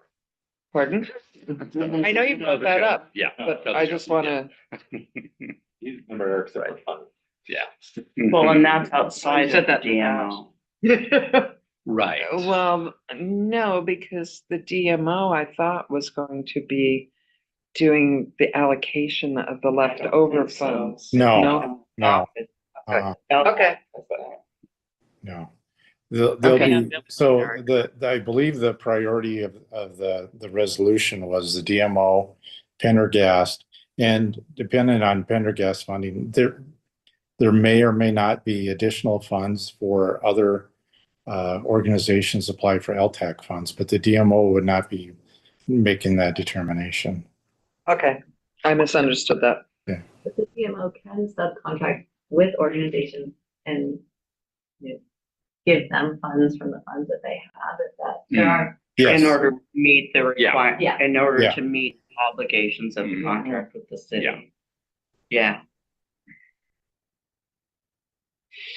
You can just go through, these are the next 4 slides, just to get you thinking about, you know, are these areas that are important to you, to be able to measure and, the data reporting back?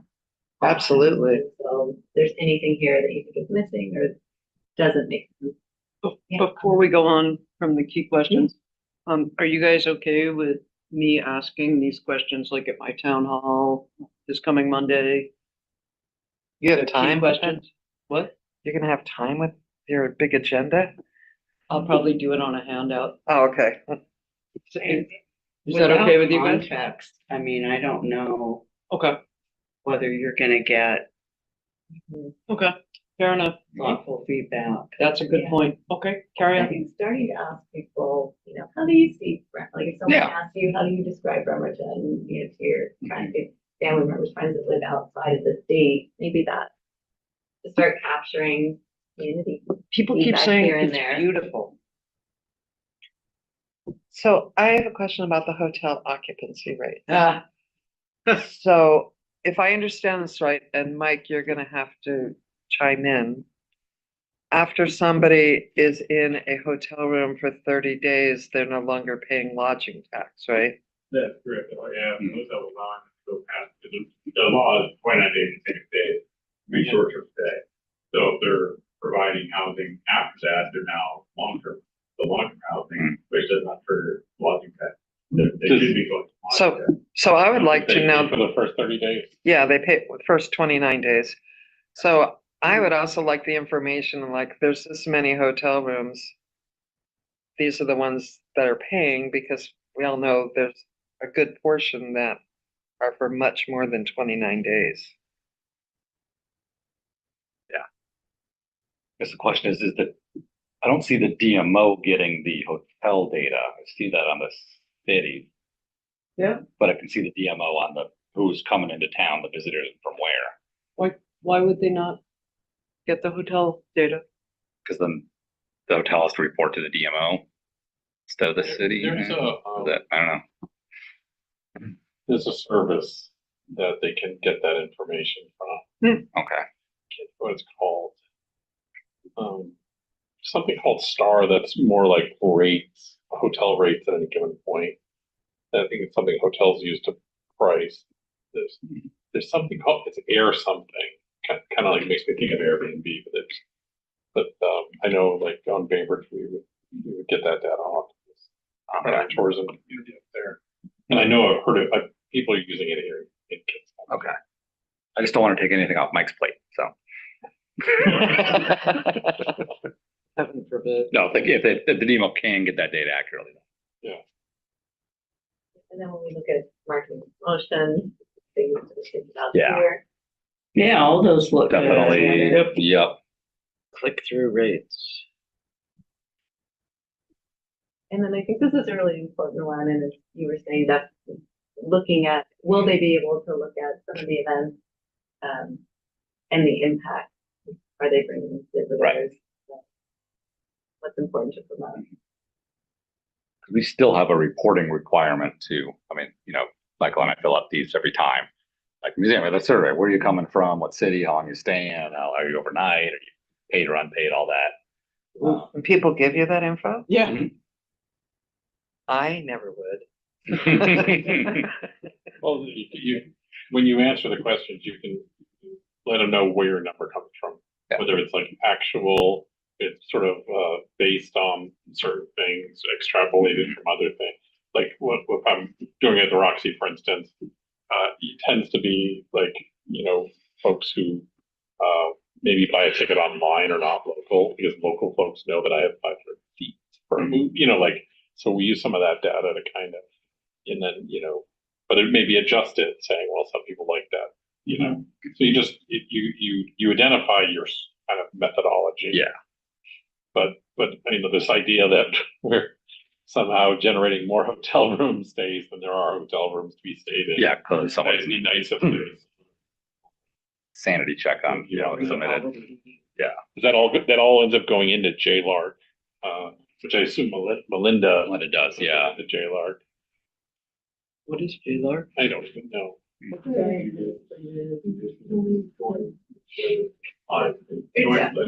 Yeah, it's the state law that makes us keep data and give it to them. Okay, thank you. Plain language. Yes, and short. And here we did mention other revenue sources, so calling that out and making sure. Yes. That would be something that they realize is important and also transparent about. And if they were redistributing any of the funds that they receive to other entities that have historically received lodging tax, if they're subcontracting from the event, that might be what the first bullet means, as opposed to the lodging tax committee.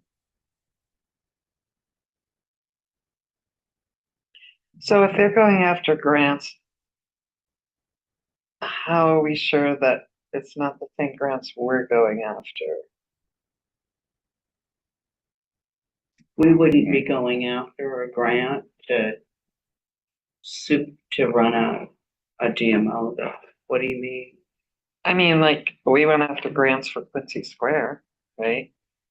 So if there's grants available for that type of thing, we have to make sure there's some checks and balances so that we're not going for the same pot of money. Yeah. No, that's a good. Cause there are some like Arts Walk grants for events. I think the city could apply for, not we do, but yeah.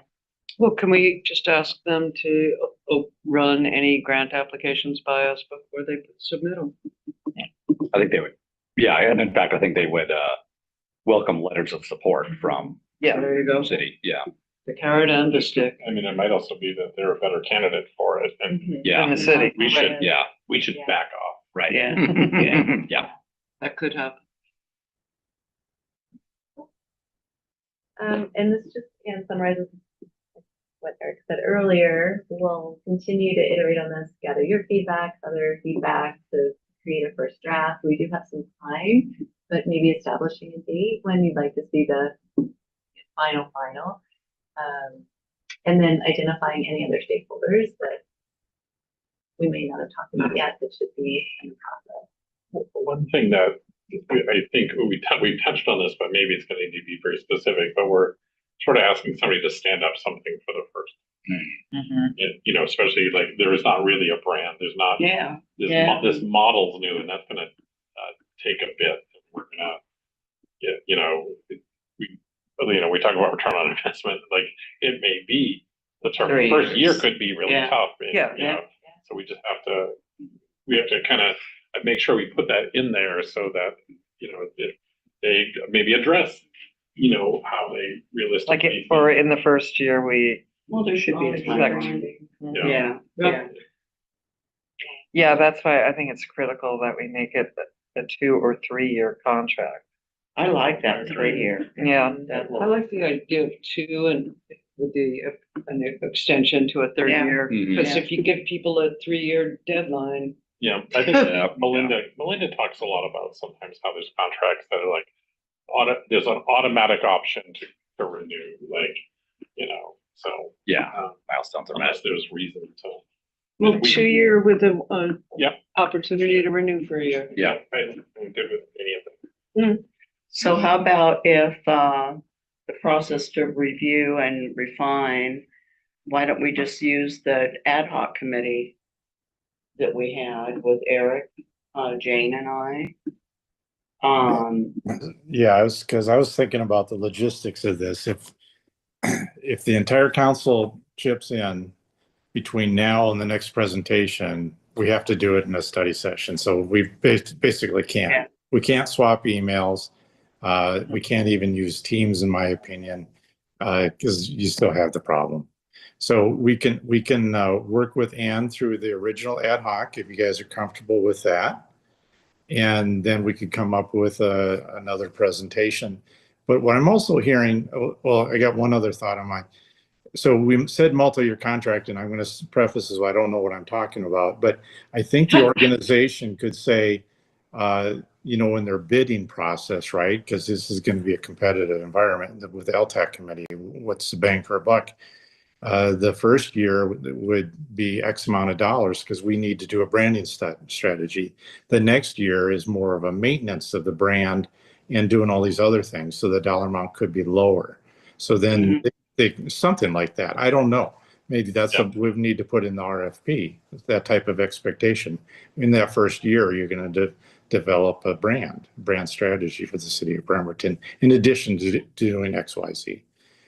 So getting back to earlier discussion, we're talking about this outreach. And initially I said, well, we'll come up with a rough draft and then let it post for comments. Sounds like you would like those comments and those comments sooner rather than later. So do you want us to go ahead and reach out to these organizations? We could put something up on our website for anybody to respond.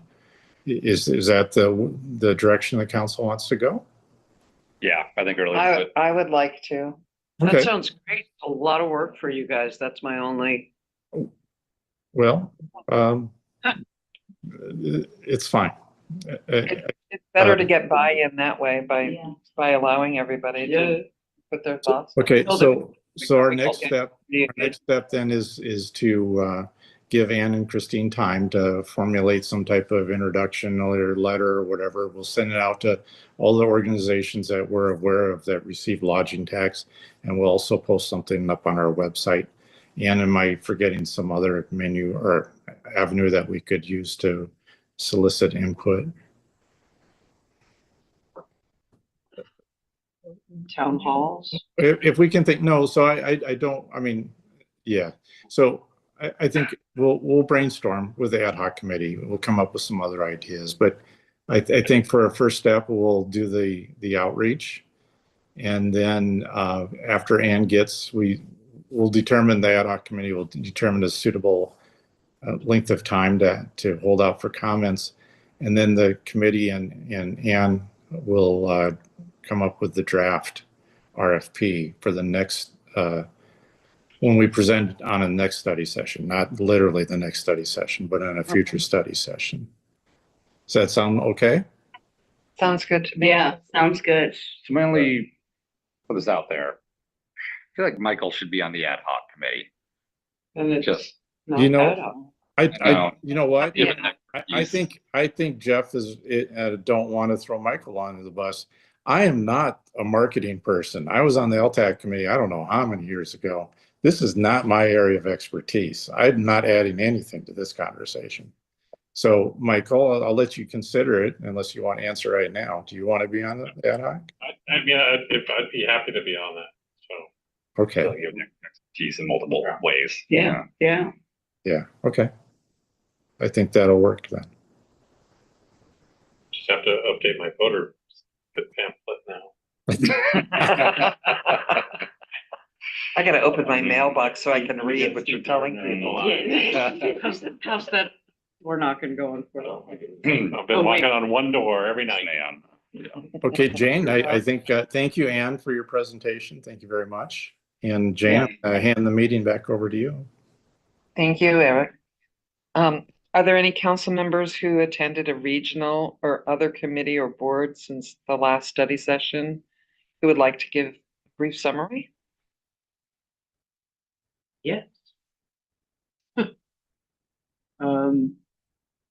we go. Kitsap Transit, brief summary. Not a whole lot is happening except that we are about to adopt the 2025 to 2030 transit development plan. So if any counselor would like a copy of that, I will. No, it isn't. It's 3 pages. Oh. No, it's not that bad. It's not 3 pages. It's, Sublime to the Not a lot of, ridiculous. not a lot happening. before you get to the appendices, it's 24 pages. Okay, I can do that. So I will send that to Anne, we'll send it out. They tried to present it to us this past Tuesday before last, and just, like, here you go, approve it. And I said, hey, so we're gonna be looking at this next Tuesday, so anything you have, get it to me before 8:30 AM on Tuesday. The only other thing that came out of Kitsap Transit was, I thought, pretty interesting, because they'd been doing this intra-county passenger ferry study. And they had a 3-page memo, which I still don't have an electronic version of, and I wrote all over it, so. But it was an analysis of how they detected fraud in SurveyMonkey, like how they determined that somebody, like one person put in 60 responses. Oh. And another person put in some 3-digit number of responses, and they were able to isolate the IP address. So it was really, so if anybody would like a detailed investigation of fraud, Are they from Which is why Nigeria? you chair the audit committee. no, it does. Yeah, I it's, can't believe somebody be trying to sway the decision making on that, huh? well, they, Oh, come on. Maybe it's just a lot of get people that seeing the tongue internet. out of your teeth. Yeah, Somebody doesn't have a password. That too. it was, I mean, some of them were just like, they got it down so that they were sending them in every like 45 seconds or something, just. And all the same, Right, like, right. opinion. It should be Bremerton to Silverdale. It should be, I don't know if it was that one, Yeah. but I do know that there are fierce partisans for that. I myself would be really interested in knowing about the Bremerton Bain Bridge. Yeah. I want to just know that it really will pencil out, that it really will work. And that it's not gonna raise the sales tax yet again. Because that's how it's funded. Well, Mayor Becky of Fallsbow, every single time anything ferry related comes up during at least one item, she goes, I've been against this ferry thing right from the beginning. It's just really, really expensive. So anyhow, if anybody wants this fraud thing, I can I'd I love can to get- see that. all right. Okay, I'll get you the electronic version that, somebody hasn't written all over. Okay. That's pretty much it. I'm assuming you're gonna talk about the Food Line Summit? Mhm. Okay, go. Does anybody else have? Yeah, I got one. So 911 board. We had a special meeting Tuesday to vote on a change in our charter or amending our charter.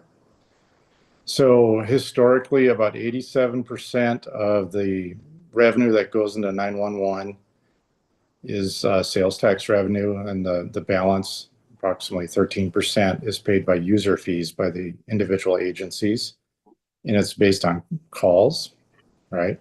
So the giants in this are the ones that use the most calls are Bremerton and Kitsap County. For whatever reason, the funding formula was never tied in, or the increase was never tied into CPI.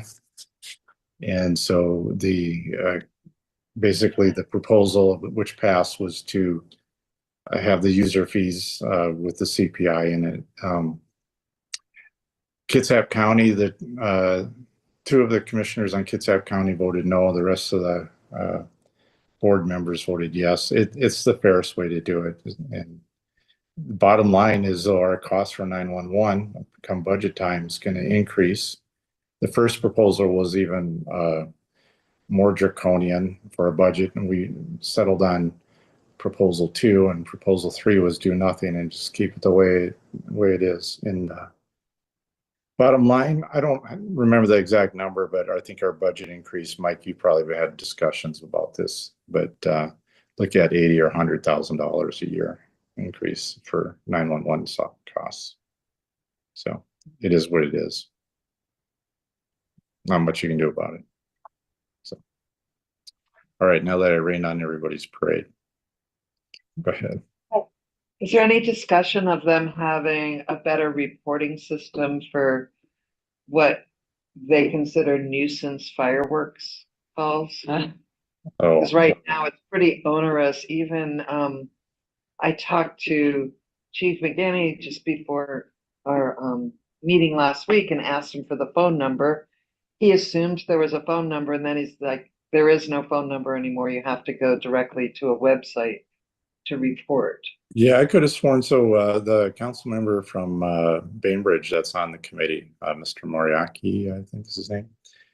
He indicated that Bainbridge has a hotline number. Bainbridge Island has a hot number. So I think that the local communities are having a hotline number. So 911 is not supposed to take those calls unless it's a matter of life or death, you know, serious injury or whatever. They're not taking those calls, is my understanding. So if we want to have that, then City of Bremerton would have a local hotline number that you'd report to. Okay. Thank you. Anybody else have any? Well, I'm gonna report on a great meeting that Anna and I went to at the Bremerton Food Line. They had a leadership summit with all their board members and then people in the community who have been, I'd say, super supporters of their mission. And their mission's in a lot of trouble because of all the draconian budget cuts. And that all filters down to small farms in the area because they have had funding in the past to pay for fresh produce from these farms, which is what's keeping these farms alive, is, you know, and it's not like they're overcharging, but I mean, they have a steady source of income. And they showed us the list of, because they had this leadership summit last year, and I didn't attend it last year, but they had a list of all the goals that the board gave them, and they met every single goal, every single goal. And it really was impressive. And the staff loves each other, all the clients that come in. I mean, it is the happiest place in Bremerton. It really is.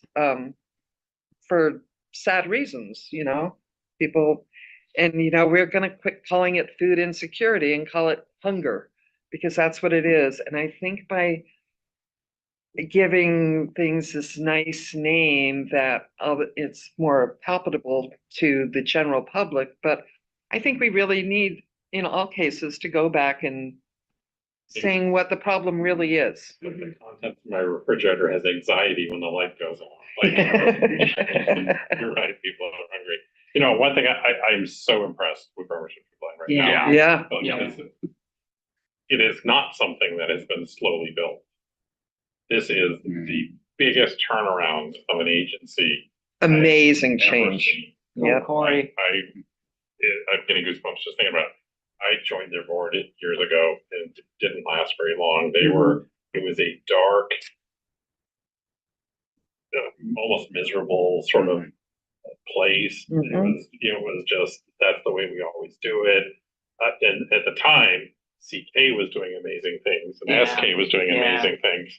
And I just couldn't affect any change. And I wasn't alone. There was a group of us who just all tapped out. And then they brought somebody else in who, you know, that was status quo was fine. And now this change has been phenomenal. it really is amazing.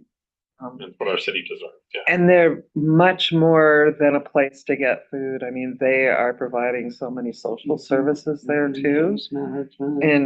And looking for more ways to serve the community better. I mean, it's really the absolute best nonprofit I have ever seen in my life. By far the best. And, you know, they've built a really good team together. So we should all be really proud of them and support them in any way we If can. we can do anything to recognize them, that would be. Yeah. I've asked those things, like, who does that? It's usually the mayor. Well, I'm just. We could do a We can resolution buy a plaque. recognizing them. I wonder if there's like an upcoming. Well, one of the things they really, you know, because I'm trying to showcase them more in my council reports. And so they said that is really helpful to them more than you know, and then when they're applying for grants, they know that they can come to me or other people for letters of support. And then just to spread the good word and to try to get even more volunteers to help them, because, I mean, they're even delivering food to seniors' houses. They don't even have to come in anymore. That's incredible. And they're working with Amazon because instead of having volunteers deliver the food, Mhm. Amazon's looking at doing a pilot project here where their drivers might maybe delivering the food With too. that. Wow. So, I mean, that's something that's still in visionary stage, Yeah, but yeah. I mean, that's how you Good idea. get things changed, you know?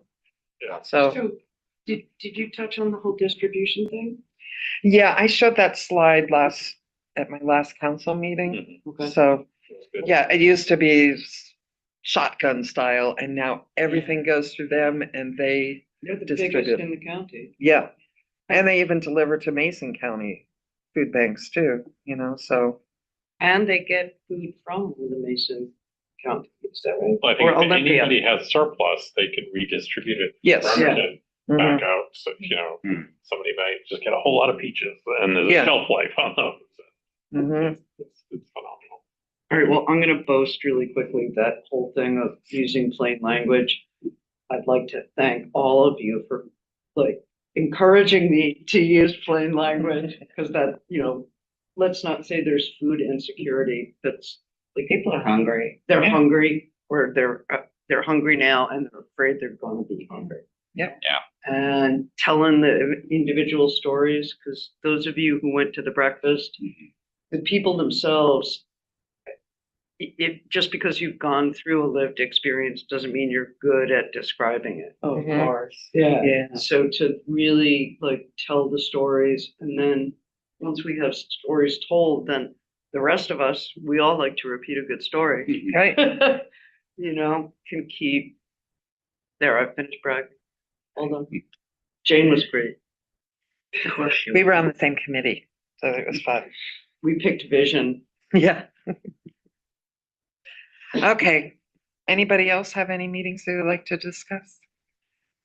All right, a reminder that the next council meeting, Hey, good Oh. for the order. I guess I'm Yep. good for the order. forgot, sorry.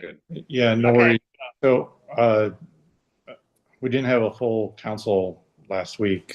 So I announced this, but going forward, our ad hoc committees are going to be, either Ann or Christine is going to help your ad hoc committee progress through the rest of the year. So you'll be working with them. And any presentations that before they go in the packet will be run through legal counsel. Okay, just to make sure everything's all good to go. And I got buy-in for the council members over there. Does anybody have any objection to that? It's really going to help you keep on track, and they'll do your presentations, and we'll have some uniformity on our presentations and all that. Okay, that's all I got. That's great. Awesome. Yeah. Thank you guys for finding out. Yeah. Yeah, Okay, I've got something for good of the order when we get to it. Same. sure. So we have talked for quite a while about, you know, this council are the board of the Transportation Benefit District. And we have talked about raising the car tab fees from 20 to 50. 40. It'll go up to, no, The I other thought there was 10 an extension. No, that other 10 is for something else. Oh, okay, so to 40. So it would double the cost, which is a consideration. I'd like us to discuss this at some future study session. What I think would be most useful and most in line with council's goals and priorities has to be used for transportation, is to use it for traffic calming and for sidewalks on residential streets, because that's what we keep prioritizing, but that's just me. So are you guys okay with putting that on a study session in the future? Yeah. I would like to see it sooner than later, Yeah. and I would be careful about the language of double, because it's not gonna double someone's car tab. It is gonna, the component Yeah. of, because it's like, I think a car tab is like $80 right now or something. It depends Oh, on fair your enough. car. It will Right. raise by The $20. Bremerton So, City. Yeah. Yeah. It'll raise that piece. It'll raise You know, the one component. Thank you. And I'd like to just, I'd like to learn very quickly. What does it take to do it? How do we? Yeah. So at one point on the Public Works Committee, Tom had put together, and his staff had put together a nice presentation because we were very much in favor of it, those of us on the Public Works Committee. And then just before they presented, they pulled it because what they told me was the mayor thought that it was going to add FTEs, and seeing as we have budget problems all the time, he didn't want them to present it at that time. So I think by us having the discussion, then we can make the priorities that we feel, our constituents are asking the most for, and it's for cheap, effective traffic calming and safe places to walk. So you're both saying the same thing, and I don't Mhm. necessarily disagree with it. But the one thing I just want to make sure is that we actually have a full discussion on where those Mhm. funds go. Yes, Because over the years, when this has been brought up, it's been brought up, maybe I'm just gonna make this up, like public safety wants to do this thing. Public Right. Works wants to do this Right. thing. And we just need to say, okay, what is the best for the city? right. Yeah. These funds. Yeah. I think we should leverage them Mhm. and then figure out. And do the it best. before the county does. Yes. And one thing too that I'd like us to consider is that when you pay your car tab fee, you get a sticker and it shows you're a Bremerton city resident, so that when we start possibly charging for parking at our bigger parks, it wouldn't be charged to somebody whose vehicle There was would be a registered in extra Bremerton. sticker? A new sticker? Yes. Could be something that DMO decides. Just thinking licensing. Park it in is Bremerton. gonna- Yeah. Okay, Anyway, guys, I have a suggestion there. It sounds like the council wants to have this in a study session. I think you have some wrinkles to iron out, and I suggested, I didn't go to Public Works is what I'm hearing. It wasn't presented at Public Works. So what I'm suggesting, it goes to Finance Committee. So Mike has been around long enough. He's sitting in the back there. He can explain the accounting changes that were made, but still tracking money, because the money is being used, my understanding, the car tabs money. I mean, I was on council way back when we had a separate board, TBD, and then we rolled it all on. Mike knows the whole history of that, right, Mike? Yeah. Okay, so I'm sorry. And He's the guy, we have committees, so instead of, let's run it through a committee, Finance Committee, and then get all your information and perhaps give, we're giving Mike a heads up. Perhaps Finance Committee, send those questions into Mike ahead of time. And then after you leave Finance Committee, after you have your Finance Committee meeting, report to council what you're thinking about, and then we can take it from there. We can have a full discussion with the council, that's fine, but go through Finance Committee first. Nope, that sounds good. That sounds good. I think we already kind of started that conversation 2 sessions ago anyway, along Okay, with the good. revenue, so, great. Okay, anything else for good of the order? Jeff? So I have 2. First one ties right into that.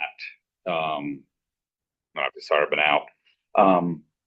Is there a schedule for mid-year budget adjustment and discussion on that end and what that looks like for our study in general? Yeah, the mid-year is coming, the 21st, and then it'll be at, station for council.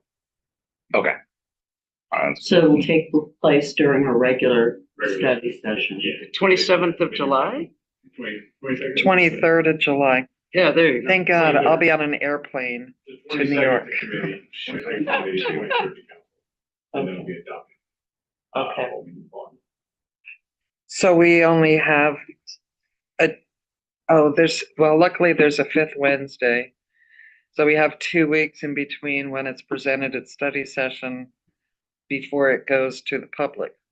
Yeah, mid-year, again, mid-year, a lot of cleanup. We'll be talking high level in committee about where we're at financially. What we spent That's on. what I'm interested Mid-year in. package, we get a lot of rollover carryover, not really, what any substantive changes, other than just, short up on balances. You see, we landed 24 to talk about. We will have, we have the reset for 26, which is a full workshop discussion of the 26 reset. confirm our 26 budget for the biennial budget that passed last year. Okay, So there's a much more robust conversation that takes place. and when's that? That is the fall, same time frame as we normally do Right. each year. You'll see that coming, council staff has a calendar, very similar to last year. But, same hearing passed the property tax ordinance, the raise of fees, and discussed and confirmed the 26 budget. We'll have a clear understanding what asked in place, or modifications that were needed, to address it.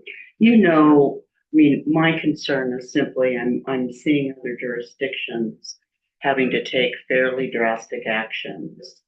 And I don't think that we're all that different than I mean, I know that we didn't misuse ARPA money like other jurisdictions might have, that they have gotten them into this hot water thing. So at this upcoming meeting, you'll be able to give us a report too on just how things are looking, projections for the rest of the year. Yeah, so. But you don't foresee any actions having to be taken. Nothing is critical we're seeing stuff right now. So, Okay. the message is right now, we'll talk to the committee is each department is looking at the spend. Really Okay. controlling the spend. Okay. And they don't use discretion, but there's things that it needs and wants, really controlling the needs, Okay. really vetting everything through administration before purchasing. Okay. But, sort of the formal response that we've seen other folks, not yet. I'm not saying that they can't come in front of us, but we're not going to take position. But we talked in the last committee meeting, this expenses are outpacing in the first quarter and a half, outpacing revenue. So we need that full half year picture to show where we're really landing. We're still seeing a growth in sales tax, but as I think, Jeff Flott earlier showed, where sales tax is volatile, the other revenue sources are stable, but they're limited. The property tax is still coming in, but it's not just growth there. So we're watching everything. We'll have a good discussion at five. Okay. Good. I may be remote on the 23rd. I should be flying down to Arizona, I think, that evening. So look at that.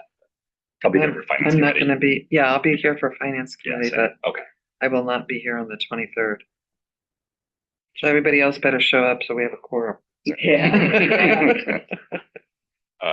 And my other one was on moving forward, maybe this is Public Works, just the goal and updating the Complete Streets Ordinance and the Transportation Commission. I haven't heard anything back from Public Works staff as far as feedback, so I just wanted to figure out how to move that forward if we bring it up in Public Works and then Why don't we just put it on the agenda for discussion next week? perfect.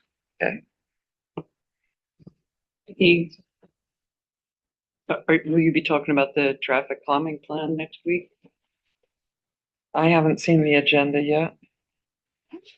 Well, I know there was feedback from other groups like Complete Streets, and I have no idea what their feedback was from. I'm guessing they talked to Kitsap Transit and police and fire, but I don't know. But not us. They did in the committee. Right, but So we the all- other four. We saw a draft. Yeah. We all Yeah. gave feedback on the draft. We just gave feedback. We haven't accepted it or even proposed accepting it and bringing it to council. Okay, So, well, just, I at least would very much like to see it. well, That's It's- all. it's still in draft, so I don't know if we as a committee can share it yet. I'm just, So hang Eric, on. So first of all, obviously next week is a council meeting, right? So it won't be on for next. And so our study session's really light 2 weeks from now. What is it again? I'm sorry, I got distracted. What is it you want to present? I'd like to see the draft traffic calming plan that was first requested in February 2024. Okay, and this is something that the Public Works Committee has seen, but you want to share it with the entire council? Is that it? What I'm getting at? Yes, Is that an accurate summary? yes, yeah. That's fine. We have time, or we have space. We can do that. So who would be giving the presentation or overview? Would have it and we'd be discussing it. No, it'd be Denise because I'm I'm not here on the 23rd and Jeff's Sure. gonna be flying, so he is not going to be. So maybe So that's it's- not a good time then, right? Right. So Denise is our other committee member that would be able to Well, give we- feedback from our standpoint. Okay. Be shared. Yeah. And then we can see if we want to discuss it. Oh, you're gonna wanna discuss it. I mean, we've given pretty, So I think the document can be shared, but there can be no comments. yeah, Okay, Okay. okay, okay. that makes sense. Jeff, run it through AI and get a. That's right. Of the submitted comments. It's not that yeah. long. Okay. So if you, how about this, share the document if it's available, and council reach back to me when we have our council meeting at 5 o'clock upstairs. And let me know if you want it on the study, the next study session. Put it on there because we've seen it. That way you can all talk about it Mhm. in open. That would be great. Yeah. As long as nobody then- gets sick, we'll have a quorum. Can the comments that we've already submitted to staff be shared with the other council members ahead of time, or we have to wait until that? Were they shared in Can a they be shared recorded at that Public meeting? Works Committee meeting? No, No. the written feedback comments. Read them into the record now. So how about instead of putting Kylie on the spot, Yeah. any material that you're going to send is going to go to the city council address. And Ann can talk to Kylie at a future time and say, okay, how are we going to handle this? Is that okay? Forward our, yeah. Yeah. Sounds good. Just so I understand what was happening, it was a document staff prepared and shared at a committee meeting? Is that Yes, correct? Okay. Yes. And then we all provided written feedback from the public works committee members. Is Bless staff you. gonna be involved in the discussion of it or not? yeah, it would be, Okay. It would be except like- two of us won't be here for the discussion. I Right, just don't know if they're available either. Yeah, but it would be Gunner, wouldn't it? Who would actually Present. present. yeah. He Yeah. would present and then you would, Yeah, So this is where it gets a little tricky. Now we're asking staff to present, which is fine, but we have to follow the proper protocol, which is that contact through the mayor's office, contact the acting public works director and say, hey, could Gunnar give a presentation? So if that's what you want, then that's my job, is go ahead and make those calls as far as see if we can get them on the schedule. So I think what you can have is, you can have the comments, the written comments that the committee prepared, that can be included in the present, in the agenda bill and the stuff that's attached, and then it gets published with the packet. The thing you can have, and this is a technology issue with public meetings, you can have like a document that everyone kind of works on together. Mhm. Seattle got in trouble with that, and that's why you can't really work in teams and some of the Microsoft features that allow multiple editors. mhm, That was considered a lot. I can see that, yeah. Yeah. Okay.